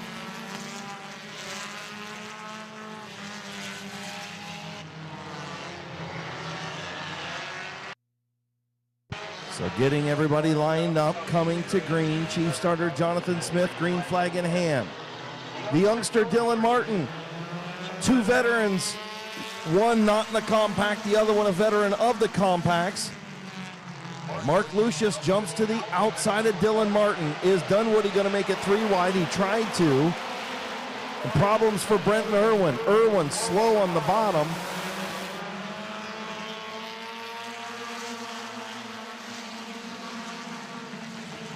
Good battle between Dylan Martin and Mark Lucius to that top spot as everyone knows the tail. Here comes Braden Swaney in the 72, right behind Lucius. Top 4 cars nose to tail. Lucius gonna lead his first ever career lap in the compact. Mark Lucius is the leader. Here comes Dunlap. Rich Dunlap battling on the bottom. Dylan Martin battling back. The youngster who's going to lead that lap at the line. Swaney thought about making it 3 wide. Lucius closed the door. What a good battle up front in our compact A main. Mark Lucius, never been in a compact until tonight, and now he's going to lead, probably with Dylan Martin, and he gets drilled by the 36, or the 36 gets spun and gets drilled by the X09 of Wes Ennis. Tough break for Wes Ennis and Rich Dunlap sitting on the front stretch. Something happened to the 6 of Dylan Martin off of turn number 4. Looked like it just shut off, and nowhere to go was Rich Dunlap and the X09 of Wes Ennis. Just nowhere to go. Yeah, and you know, it doesn't help when Dylan Martin's down there coming out of 4. Like you said, I don't know if something happened, but he was also in the dirt too. Just a tough break for all 3 drivers. Hopefully everyone's okay. Both drivers are out on the front stretch here. Yeah, and not sure what happened to the 6 of Dylan Martin off of turn number 4, but the caution, I mean, he's in the grass right there and just stops. Dunlap gets sideways, and the X09 of Wes Ennis just piled into him. Tough break for the 36 and X09.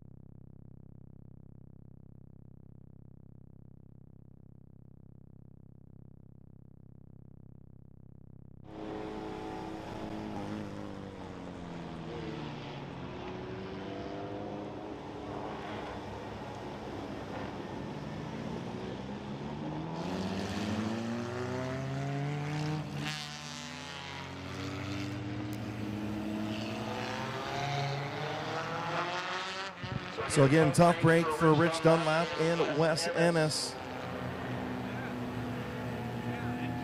Wes Ennis, just an innocent bystander, just like Dunlap was.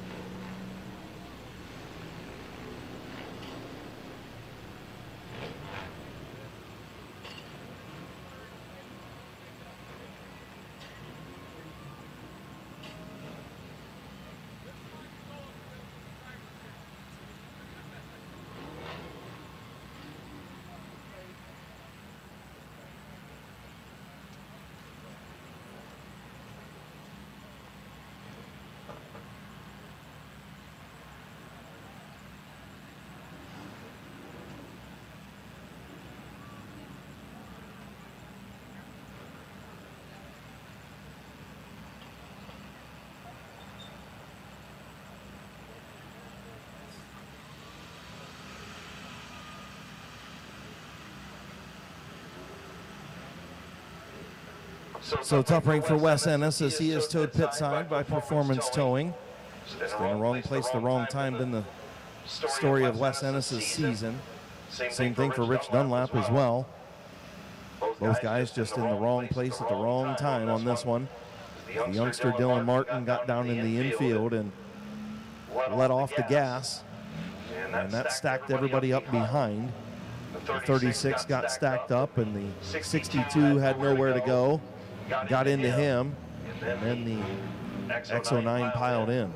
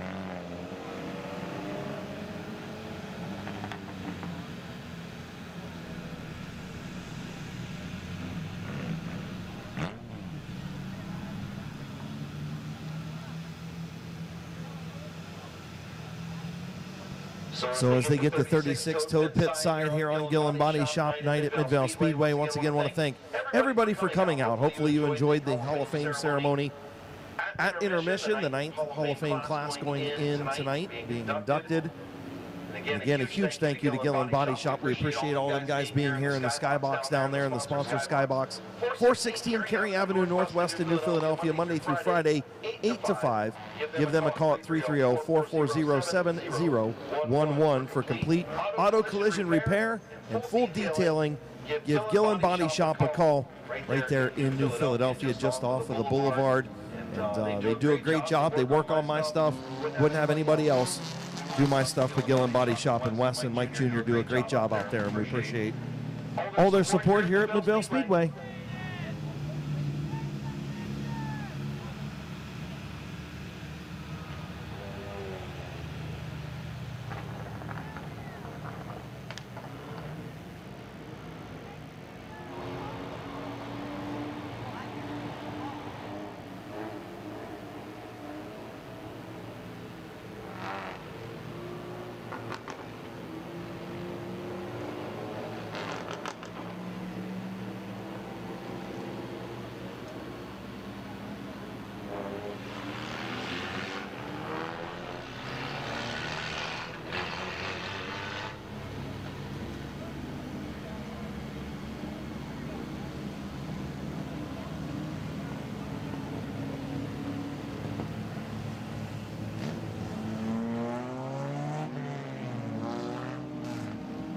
So 6 laps complete in our My Water Doctor Compact A Main here on Hall of Fame night. Again, coming up Saturday, August 10th, the Night of Destruction at Midvale Speedway.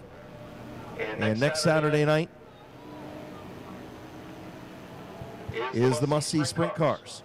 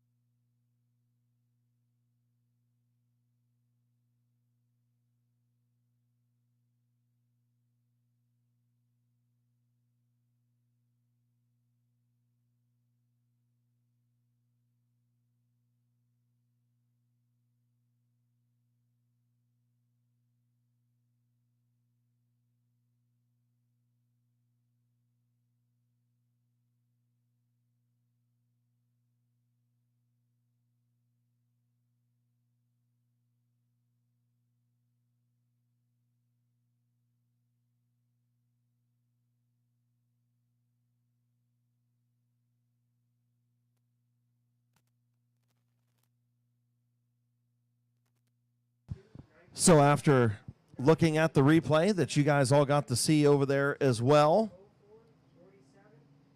the 36 of Rich Dunlap being charged with the caution for getting into the number 6 in turn number 3. That's what put the 6 of Dylan Martin into the infield, or into the grass in turn number 3. So the 36 being charged, 6M of Dylan Martin will be your race leader. Mark Lucius in second, and the 72 of Braden Swaney in third. So they'll choose next time around. Choose next time around as they're going to get everybody bunched up here. I'll tell you what, Chris, this next restart between the top 3 cars, the 2 cars in second and third are veterans. It's going to be an interesting restart of what those 2 cars will do with Mark Lucius in the 27. Many laps around here. Braden Swaney not in the the 72. compact. Not in the compact, no. But Braden Swaney's got plenty of laps around this place in a compact. It's going to be real interesting. And the 62 of Caden Scott. We know how good that car is. Brandon France, another one who has won a lot of races down here in a compact. And then you've got the 9 of Gavin Root right there as well. Then A.J. Andrews coming up from the B main, and he's sitting right now in the 7th spot. Actually, the 6th spot. 7th spot. I can count, I promise. All right, Lucius going to go to the high side, and Swaney going to go to the bottom. 62 goes high, and they'll cross from there. A.J. Andrews going to pick up a spot on the outside lane. So we'll bunch them up. 6 laps complete. 14 to go. Braden Swaney, Mark Lucius. Do they have anything for the 6 of Dylan Martin? About to find out. Everybody bunched up. Chief starter Jonathan Smith, green flag in hand, and away we go. Back to green flag racing.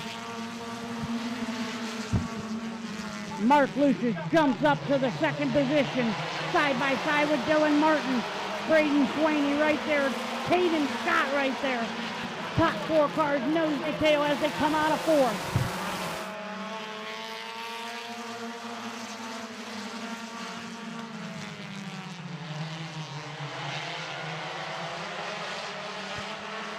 Dylan Martin trying to keep that 27 of Lucius in that high lane and making it tough for him to get around. And then he cuts right back to the bottom to protect the bottom. Little playing of both sides of the street here. 2 by 2 up front. Lucius trying to get around Martin. The youngster, Dylan Martin, hanging on.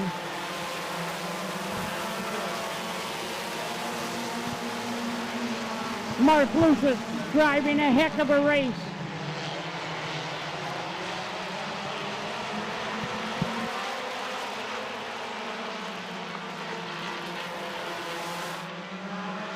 Braden Swaney trying to get around Mark Lucius for the 2nd spot.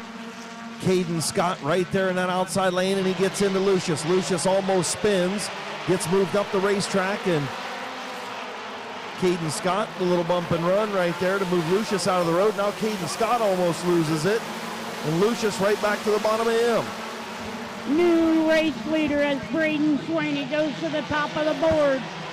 Brandon France 2nd, Gavin Root 3rd.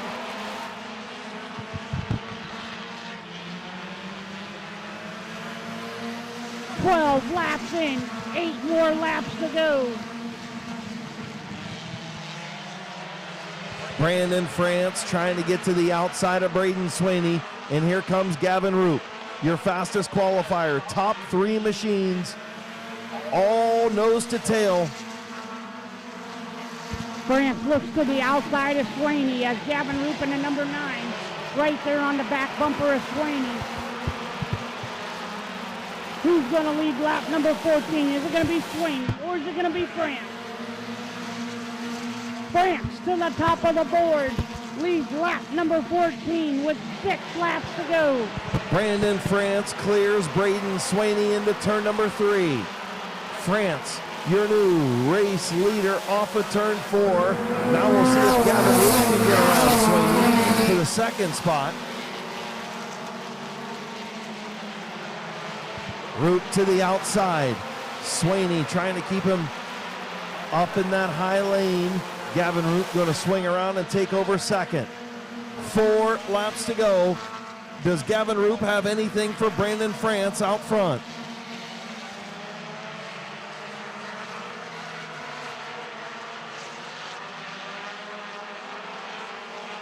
Coming in on lap number 17 for Brandon France. 3 laps to go. Does Gavin Roop in the number 9 in second position have anything for Brandon France? Can he get around him? Coming out of 4, we're going to have 2 laps to go. Gavin Roop looks to the inside of Brandon France. France closes the door coming in at 1 and 2.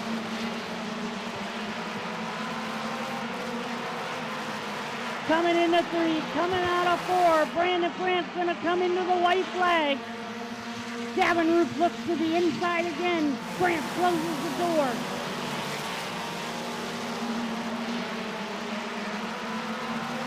Gavin Roop is going to make a move here coming out of 4. What's he got? France coming out of 4.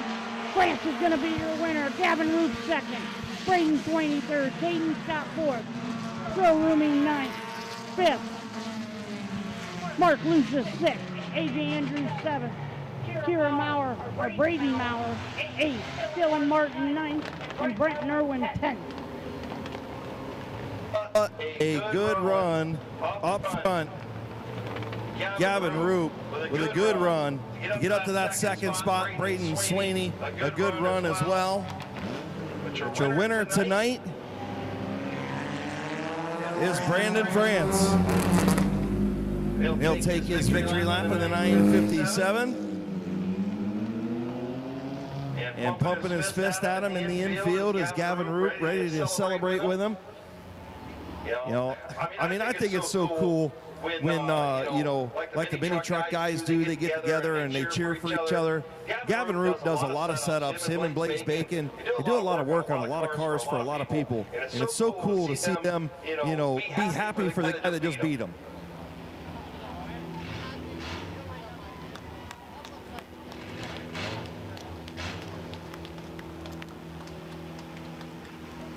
Pulling in to H&M Collision Victory Lane. It's been a little while. Hasn't been since the modified. First time in Victory Lane in the compact in a little while. Getting ready to climb out. Gavin Roop sitting here with a smile on his face, getting ready to go over and tell Brandon a good job. What? He beat me in my car. He beat you in your car. Well, that's all right then. At least you can say you know, you were a car builder. Getting ready to climb out in the My Water Doctor compacts. Gavin's talking about how he's got to fix it. Here's your winner, Brandon France. Man, congratulations. It's been a little while for you in the compacts. It's been about 5 years. I know, and we talked last week during the Joker's Wild, and I said, what do you got for him? He said, man, I'm just out here playing. I'm still just out here playing.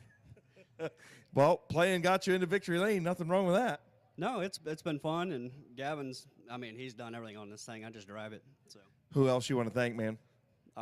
Hands off to Gavin, my wife for sticking it out today, HRN for helping me get down here. I believe that's about it. Congratulations. Good run in the mod, too. Thank you. Your winner, Brandon France.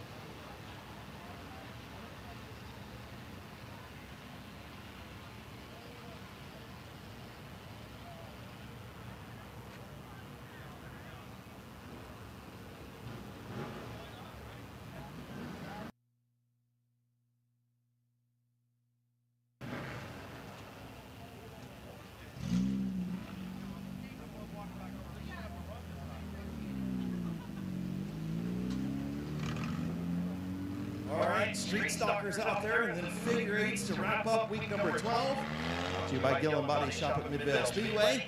Little Hands, what's our lineup looking like? On the pole in the number 5 car is going to be Brandon Thomas, a.k.a. Pork Chop. Outside of him in the number 64, Luke Porco. In the 75 is going to be Tyler Harmon. In the 09 going to be Cole Eckinger. In the 00 going to be Vinny Canarelli. Outside of him in the 118, Colt Locker. In the 21 going to be Brady Carp. On the outside of him, 2 youngsters side by side. Nathan Smart in the 17.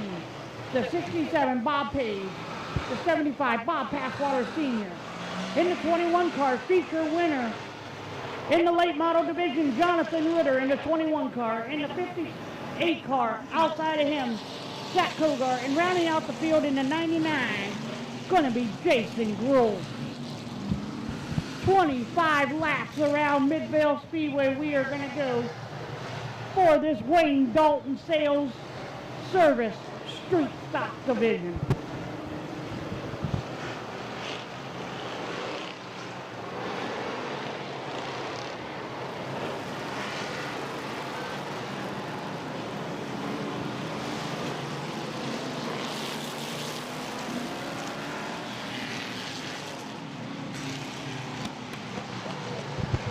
Next time around, we're going green flag racing.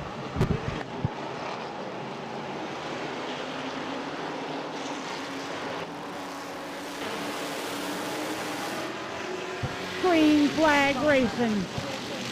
Pork Chop, Luke Porco go down in the 1 and 2. Little contact from behind right there on the 5, and here comes Vinny Tanarelli 3 wide. This street stock race. Oh, Ritter and Kogar get in, make some contact coming out of 4, pushes Kogar up high. Pork Chop loosened that thing up in that number 5 machine. She got a happy rear end right now as he's getting around the 09 of Cole Eckinger. Up into the 2nd spot, Luke Porco, your race leader. Luke Porco still your leader in the 64 car. Brandon Thomas second. Good battle between the 75 of Tyler Harmon and the 09 of Cole Eckinger for that 3rd position.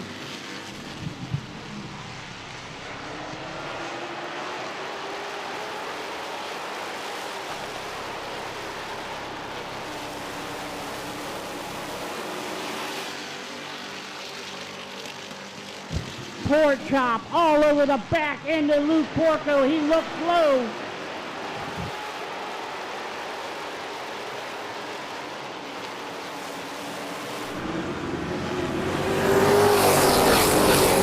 Tyler Harmon looking to the outside of the 5 of Brandon Thomas.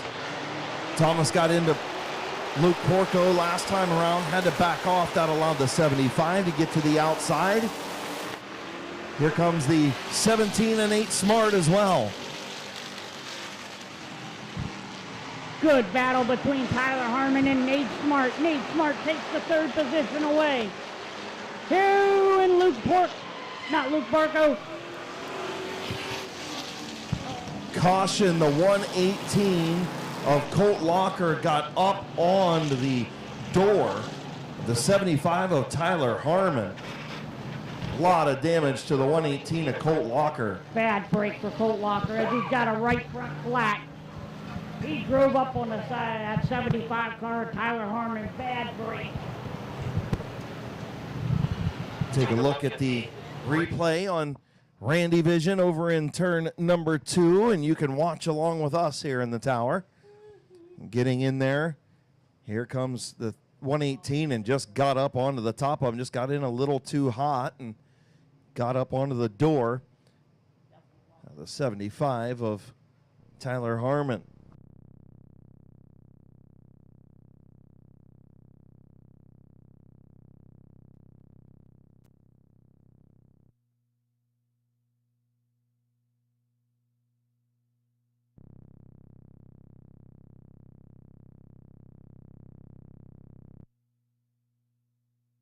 So the 118 is going to be charged with that caution, even though he's went pit side to change the tire. He's going to be tail end of the field. Harmon going to get a spot back.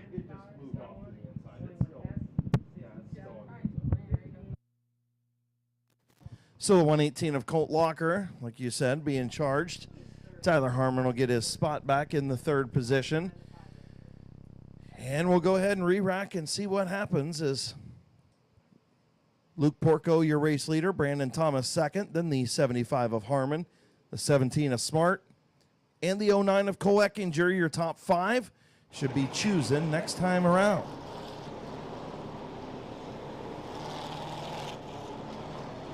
So 6 laps complete, 14 to go. One more feature remains, the figure 8s. Up next, we'll see who. We'll see which one of the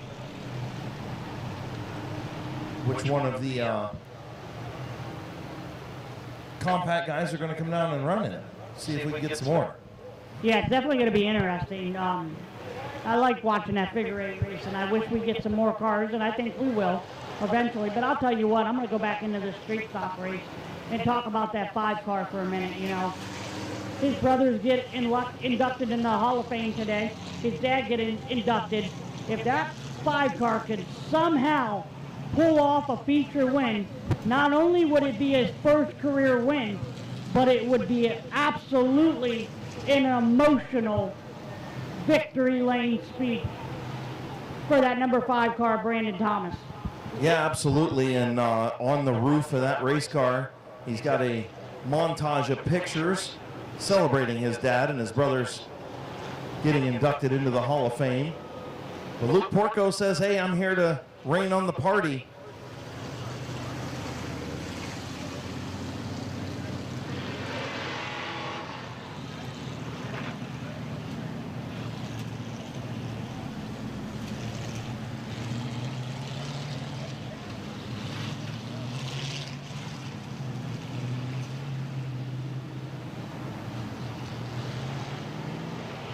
So good job by the Colt Locker Racing team to get that right front fixed and get him back out here. As he'll tag the tail, we'll see what happens as they come to the choose cone in turn number 4. And Pork Chop will take the bottom. Harmon takes the top. And a lot of guys taking the bottom, except for the 21 of Brady Cart. He's going to make up about 5 spots. So will the 21 of Ritter. The 67 of Page, they're all going to make up spots. That's why I like this thing we do here. You know, guys in the back can make up a lot of positions if them guys stay at the below. Here we go, we're back racing. Porco brings them in. Harmon and Pork Chop battle for that number 2 position. Harmon looks like he's going to jump out, but here comes Pork Chop.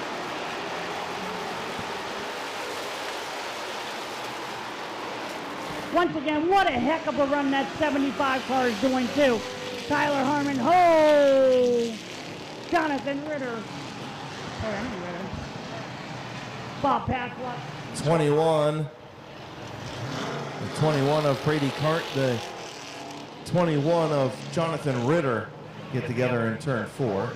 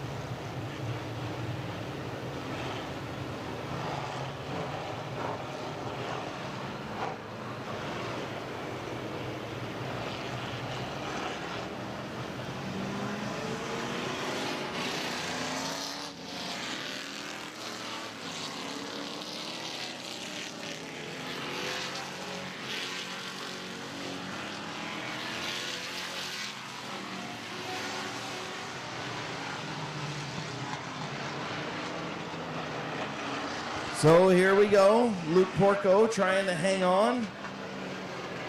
Field in turn 4. 6 laps complete. Green flag back in the air.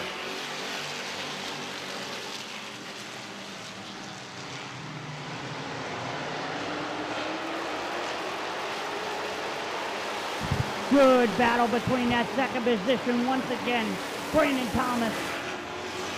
Tyler Harmon make contact coming out of 4. Cox going to take the second position away. Here comes Nathan Smart.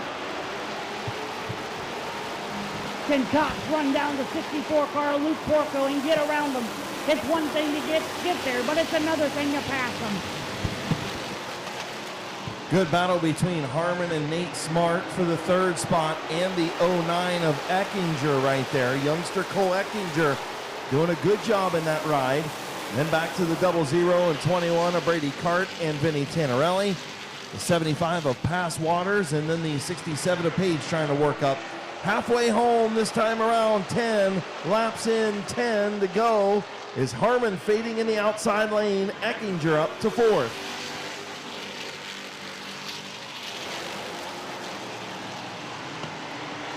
Brandon Thomas in that 5 car all over the back bumper of Luke Porco. Here comes Nathan Smart. Nathan all over the back bumper of the 5 car. Who's going to win it?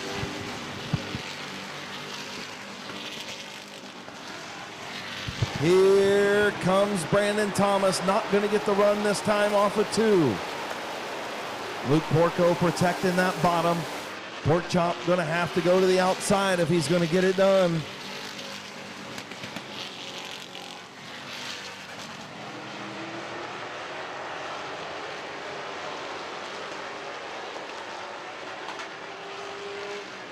They make contact coming out of 4. Brandon Thomas, Nate Smart all over top 3 cars. Top 5 cars, nose to tail. One mistake out of any of them and somebody's going to pick up the position. Bob Page going pit side, and there goes Luke Porco. Luke Porco spins on the front stretch.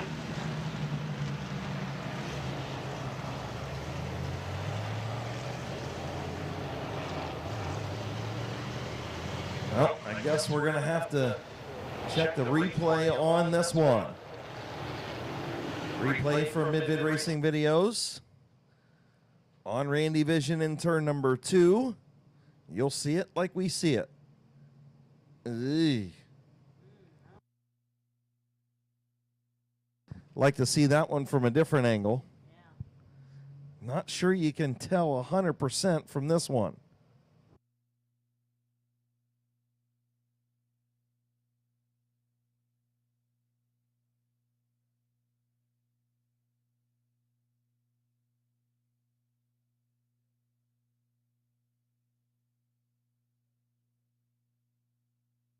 Here's another view from Mid-Vid Racing videos. The 5 car's been trying that crossover. Come in high, then try and chop at the apex to the bottom of the racetrack.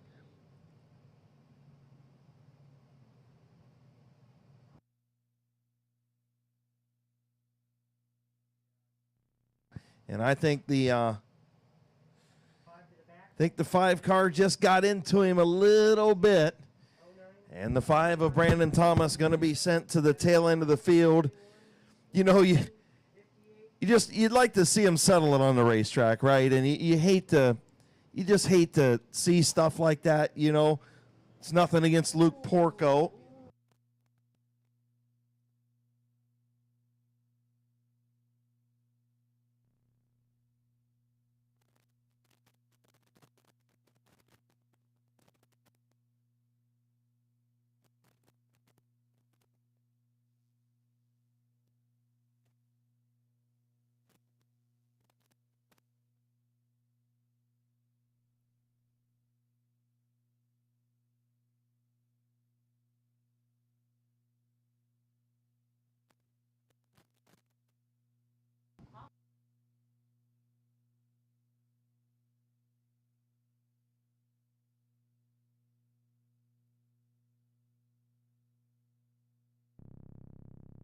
So Luke Porco looking for his first career feature win as well. Nate Smart looking for another feature win. Cole Eckinger looking for his first feature win. Tyler Harmon up there as well. Vinny Tannerelli got the grocery getter up there as they'll choose behind Porco. Smart chooses the bottom. Harmon going to choose the top. So will Brady Cart.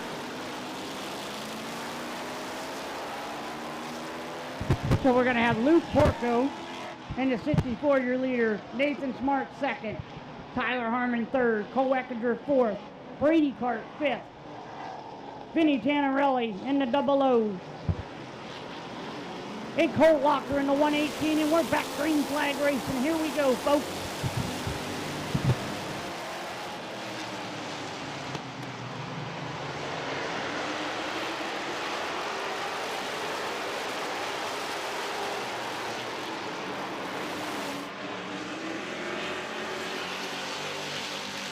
Nathan Smart going to move up to that number 2 position as he battles with Tyler Harmon coming off of 2. Caution on the track. We got a caution as Bob Passwater Sr. down in 1 and 2 has spun out.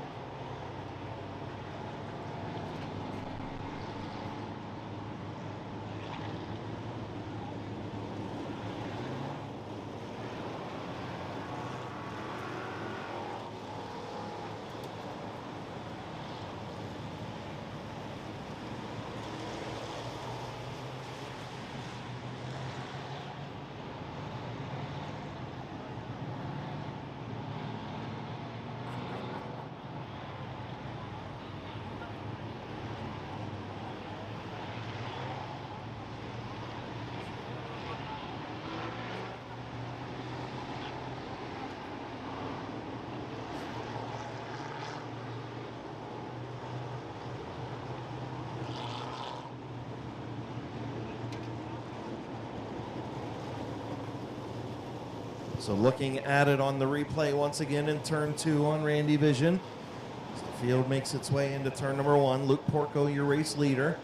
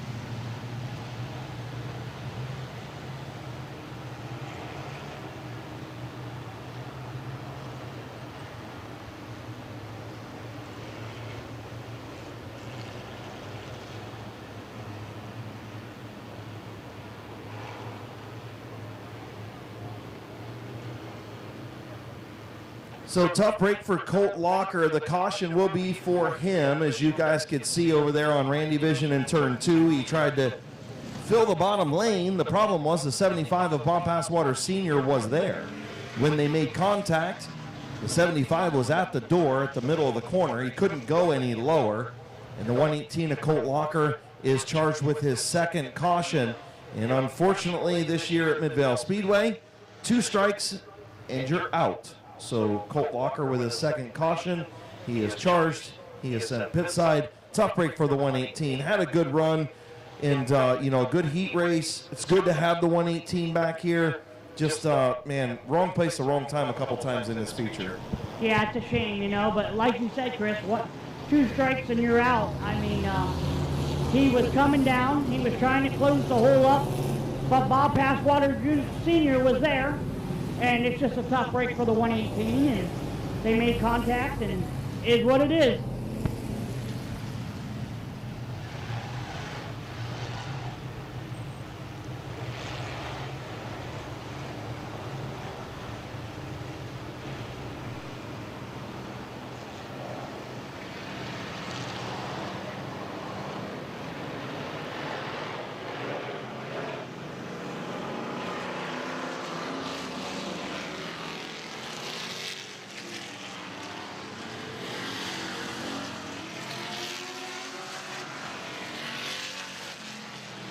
All right, folks, we're going back racing here.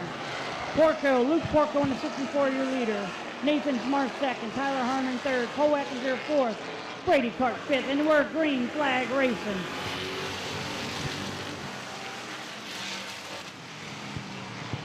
Tyler.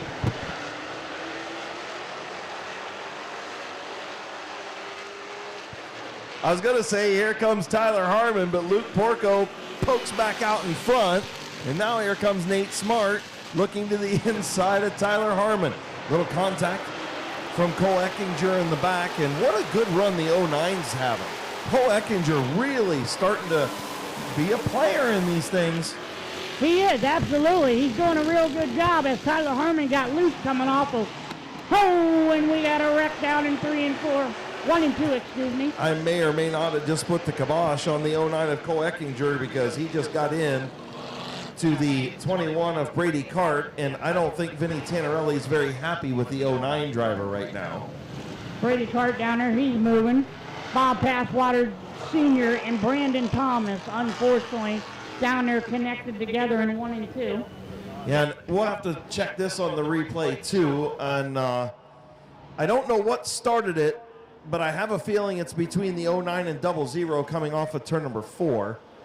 And it ended up being in the 09 getting into the 21 in turn 1. Looks like Pork Chop's getting out of the car or trying to get out of the car here. And here is your replay. So off of turn number 4, everybody got stacked up. There's Eckinger kind of blocking Vinny, and then he went up and just got the 21. And I think that's why the 00 was a little mad, as you see him race away to go up to get beside the 09 and say, hey, you kind of chopped me off coming off of 4. But there was a chain reaction deal ahead of him with the 75 of Harmon. But then going into the corner, Eckinger just went up almost into the 3rd lane and got into the 21 of Brady Cart. I mean, so I think I just put the kibosh on Cole Eckinger talking about how good of a run he was having. And I think... Well, we'll wait until the official happens here, but as soon as Matthew Helms gives word to the drivers, we'll give it to you. But I think I know what's going to happen. I know one thing. I know what's going to happen is I'm not walking back into the pits with you, and I'm pretty sure we're going to have security follow you out. Yeah, we might. I put the kibosh on Pork Chop. I put the kibosh on some other guys tonight. You put the kibosh on Mario, though, but we won't go there. Yeah, we won't go there. We won't go there. We better just stop kiboshing everybody. We won't go there. I feel bad for the 5 car. So here's the incident on the replay that happened in turn 4 prior to that. As you see, Harmon gets to the bottom of Porco and got him sideways, and they start stacking up. Nate Smart got into the 75. Eckinger went up, and then he comes across the nose of the 00. And I think that's what made Vinny mad. Yeah, there wasn't a lot of contact there. Just, They don't touch right there. I mean, that was just a chain reaction deal. And then the 09 goes into turn number 1 and goes up and cleans out the 21 of Brady Cart right here. Bang. And just bad. It's just bad situation for the 5 car and the 75. Yeah, they didn't have nothing to do with that. And then, yeah, Pork Chop gets into the back of the 00. And everybody gets stacked up, and here comes Pass Waters.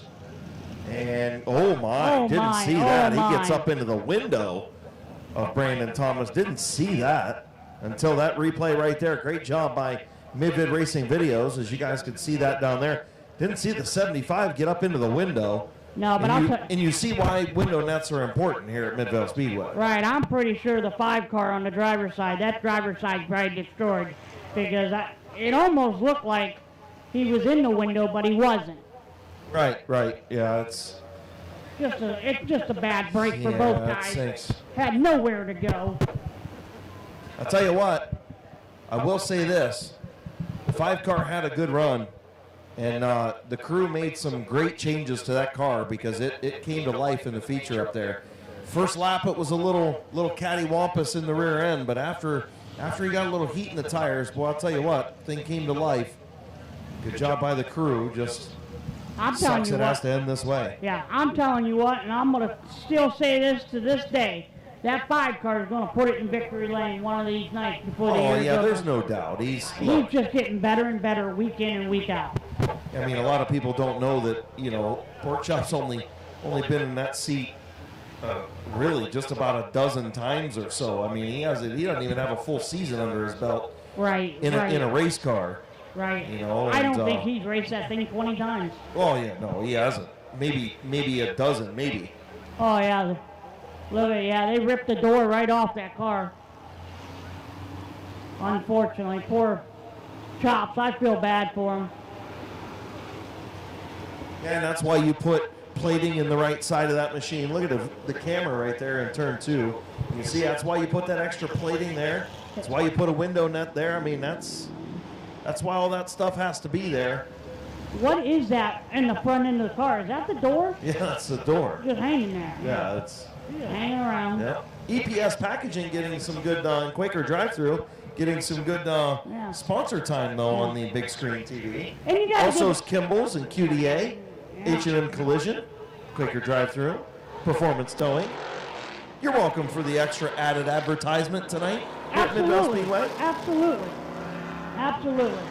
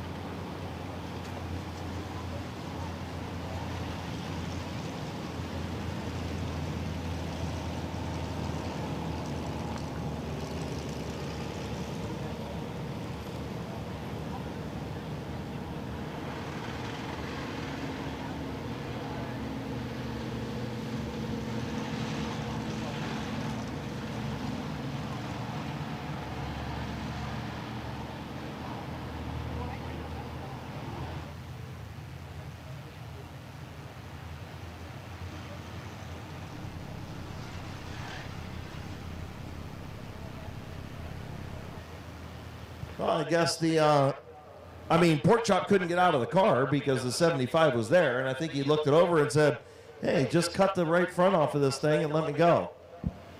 There he goes. Pork Chop's on the move. He's back at it, folks. Good. That's what I'm talking about, baby. I'll tell you what right now, and I'm going to say it, Chris. Kels Thomas, his father, would be proud of that kid right now for not giving up. The door's ripped off, the front fender's ripped off. But hey, that's why we got bars. Let's go racing. If any of the Pork Chop family has left, you might want to come back in because he's still alive.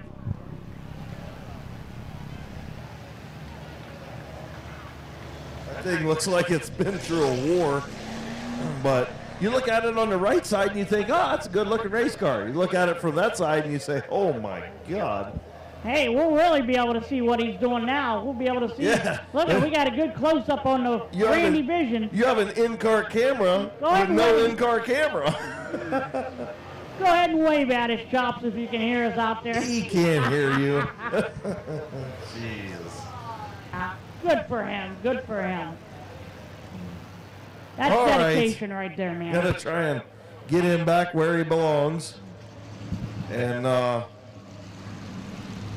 gonna choose this time around. 16 laps complete. 4 to go. Still got the figure eights to wrap up week number 12. The question is, will we finish on Saturday or will we finish on Sunday? Got about 15, 17 minutes to figure it out. That's what I said. And we... Yeah.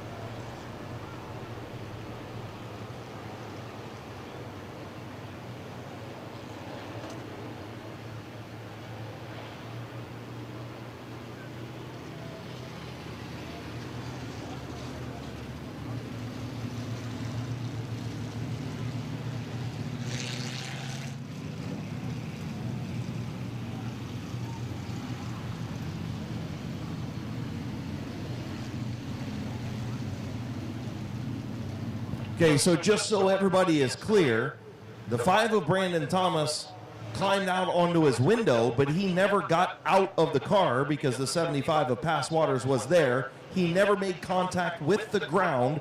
That is from the infield safety team that was over there. So Brandon Thomas never got out of the car. So that is why he is allowed to continue.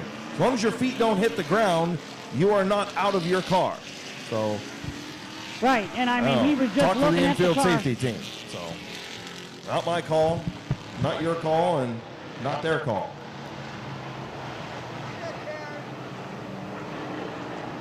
Getting ready to go back to green, Luke Porco and the 75 of Harmon. Green flag back in the air with 4 to go.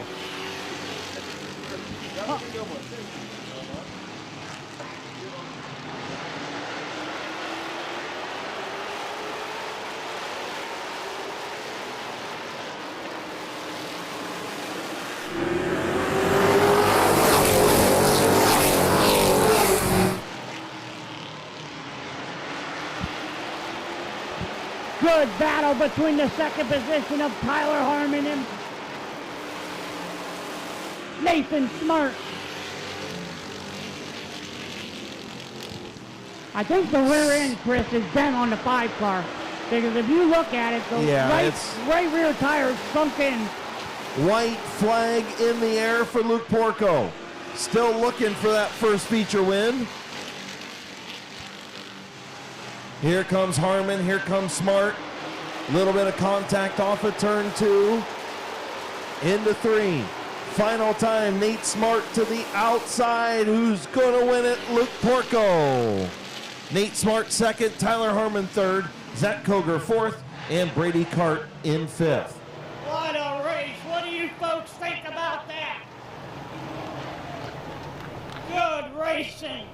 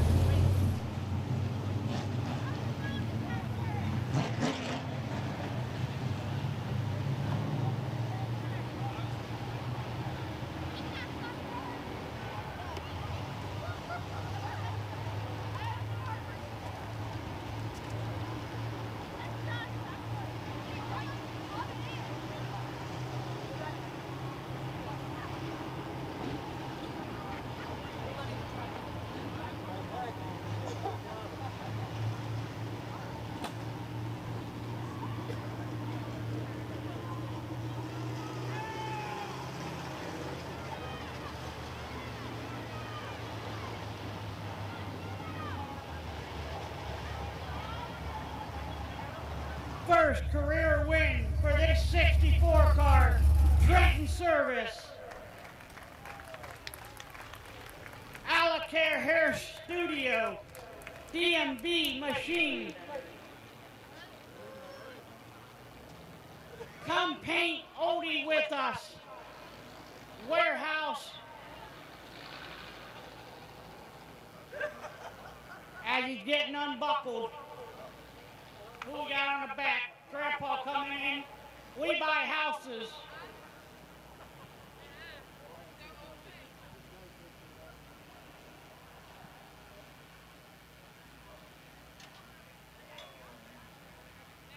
He's getting unbuckled. Give a round of applause for this young man. First career win, Luke Porco. Come on over here, buddy. Let's talk. Give me a handshake. Congratulations. You won one earlier in the year. And tell me how you got it done tonight. Well, I was able to get a good start on it, and I was able to just somehow hold on. They were beating on me a lot, but we kept her straight most of the time, so ended up pretty good. Well, your buddy Pork Chop was back there. He was beating on you a little bit. I'll let you know now. You go back there and take care of that however you want. Yeah. Give him a bush light. He'll be happy. Me and him are good friends. You know, Leaf Spring Mafia is the thing they made up, so for life, I guess. But he's a good friend of mine, and I like him a lot, so hopefully he won't take it too hard. He won't. He'll be all right. I'll tell you what. Who do you like to thank on this car? All my sponsors, Trenton Service, DMB Machine, Allure Hair Studio, TNC Renovations, Enos Race Cars, and everybody that helps. My brother, my grandpa, Rick, wherever he is. They work on this while I can't, while I'm at work, and I can't thank them enough. So. Once again, congratulations, buddy. Luke Porco, give a round of applause, everyone.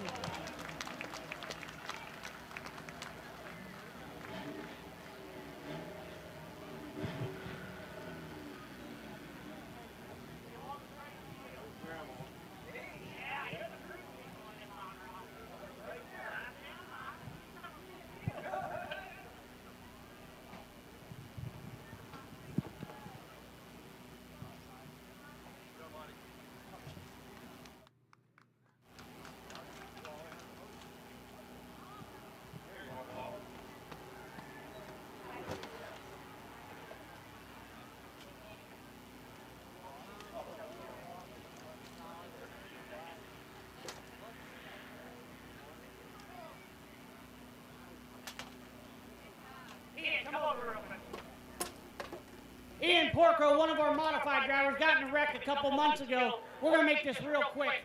You're going to be back next week or what? How are things going? Next week. We were up the hot lap last night. Car was pretty good, so we'll see you next week. Perfect. Congratulations.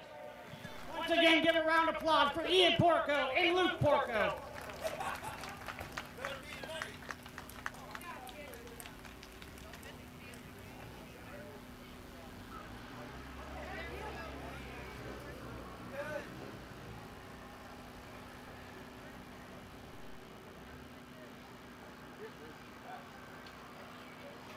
Figure 8 racing next, last event. Everyone's leaving right now. Be careful, drive safe, do the speed limit.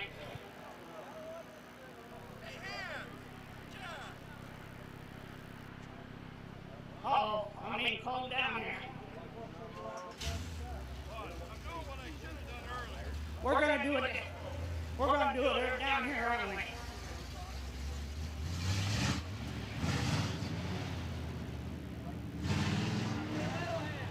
See, I did what I should have done a long time ago. I took the microphone away from him. You're welcome.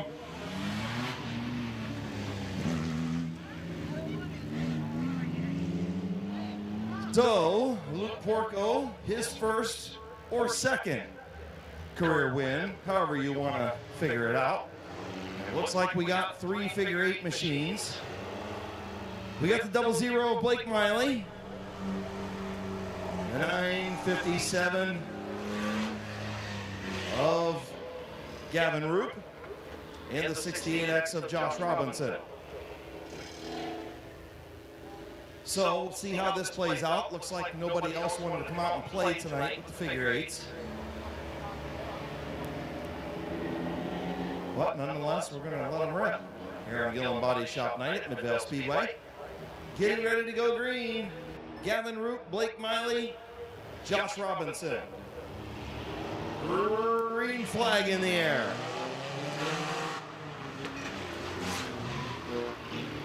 Josh Robinson tried to go to the outside and lost about 6 car lengths. Blake Miley contact with Gavin Roop. Roop into the infield. Roop looking to the back of Miley. Miley up the racetrack. Here comes Gavin Roop. He'll lead lap number 1. And Miley into the back and spins out. No, yep, he does. 9 tried to stay in it. Now Blake Miley, your race leader, and we'll see if Gavin Roop can run him back down.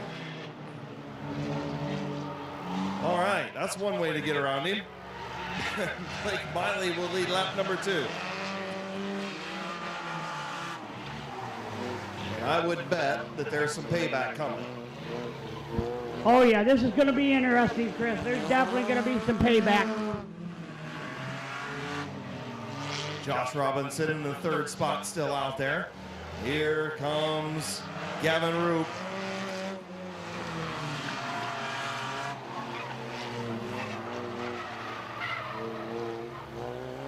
Down through the X into turn number 1.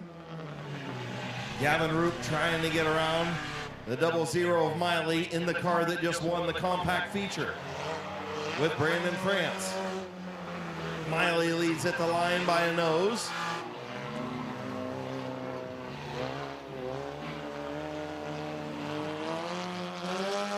Gavin Roop just can't quite get there. I'm sure Brandon France is cringing every time he sees this car go through the X, but it's Gavin's car, so.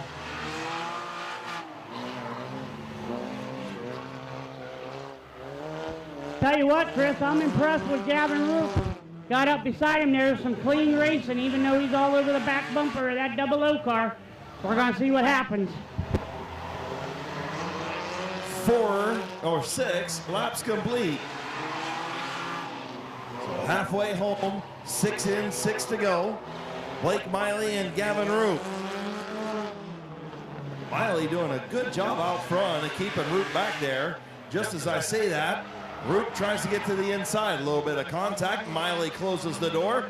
More dirt on the racetrack than there is asphalt right now through the X.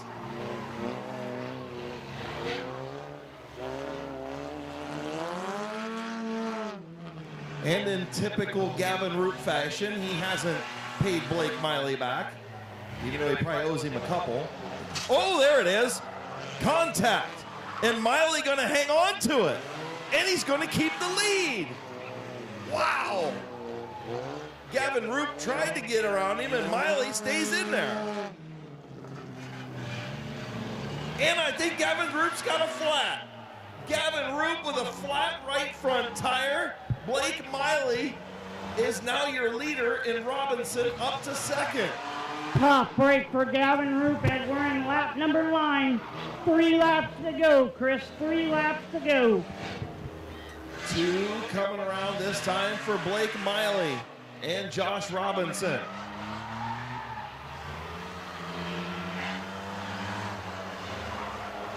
Miley crosses the line with 2 to go. And Robinson.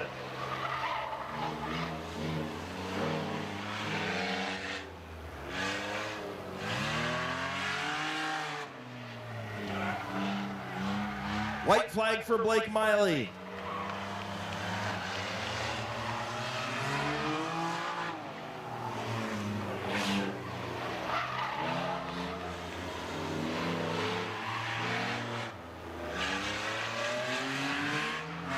Final time around turns 1 and 2. And through the X, checkered flag for Blake Miley, his first win of the year. And Josh Robinson will finish 2nd. So once again, folks, thank you for coming out to Midvale Speedway tonight on Hall of Fame night. Brought to you by Gillen Body Shop. We appreciate you guys being here. Hopefully you'll come back next week and see the fastest cars to visit Midvale Speedway. The must-see sprint cars. Next Saturday night, brought to you by the Lutz Drive-Thru.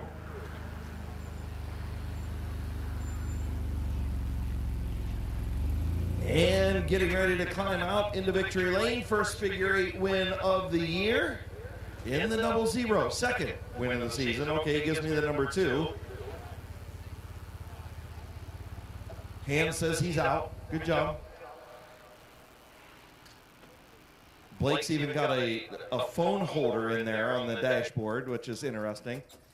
What are you doing? Filming the whole thing? For the under. Okay, well, there you go.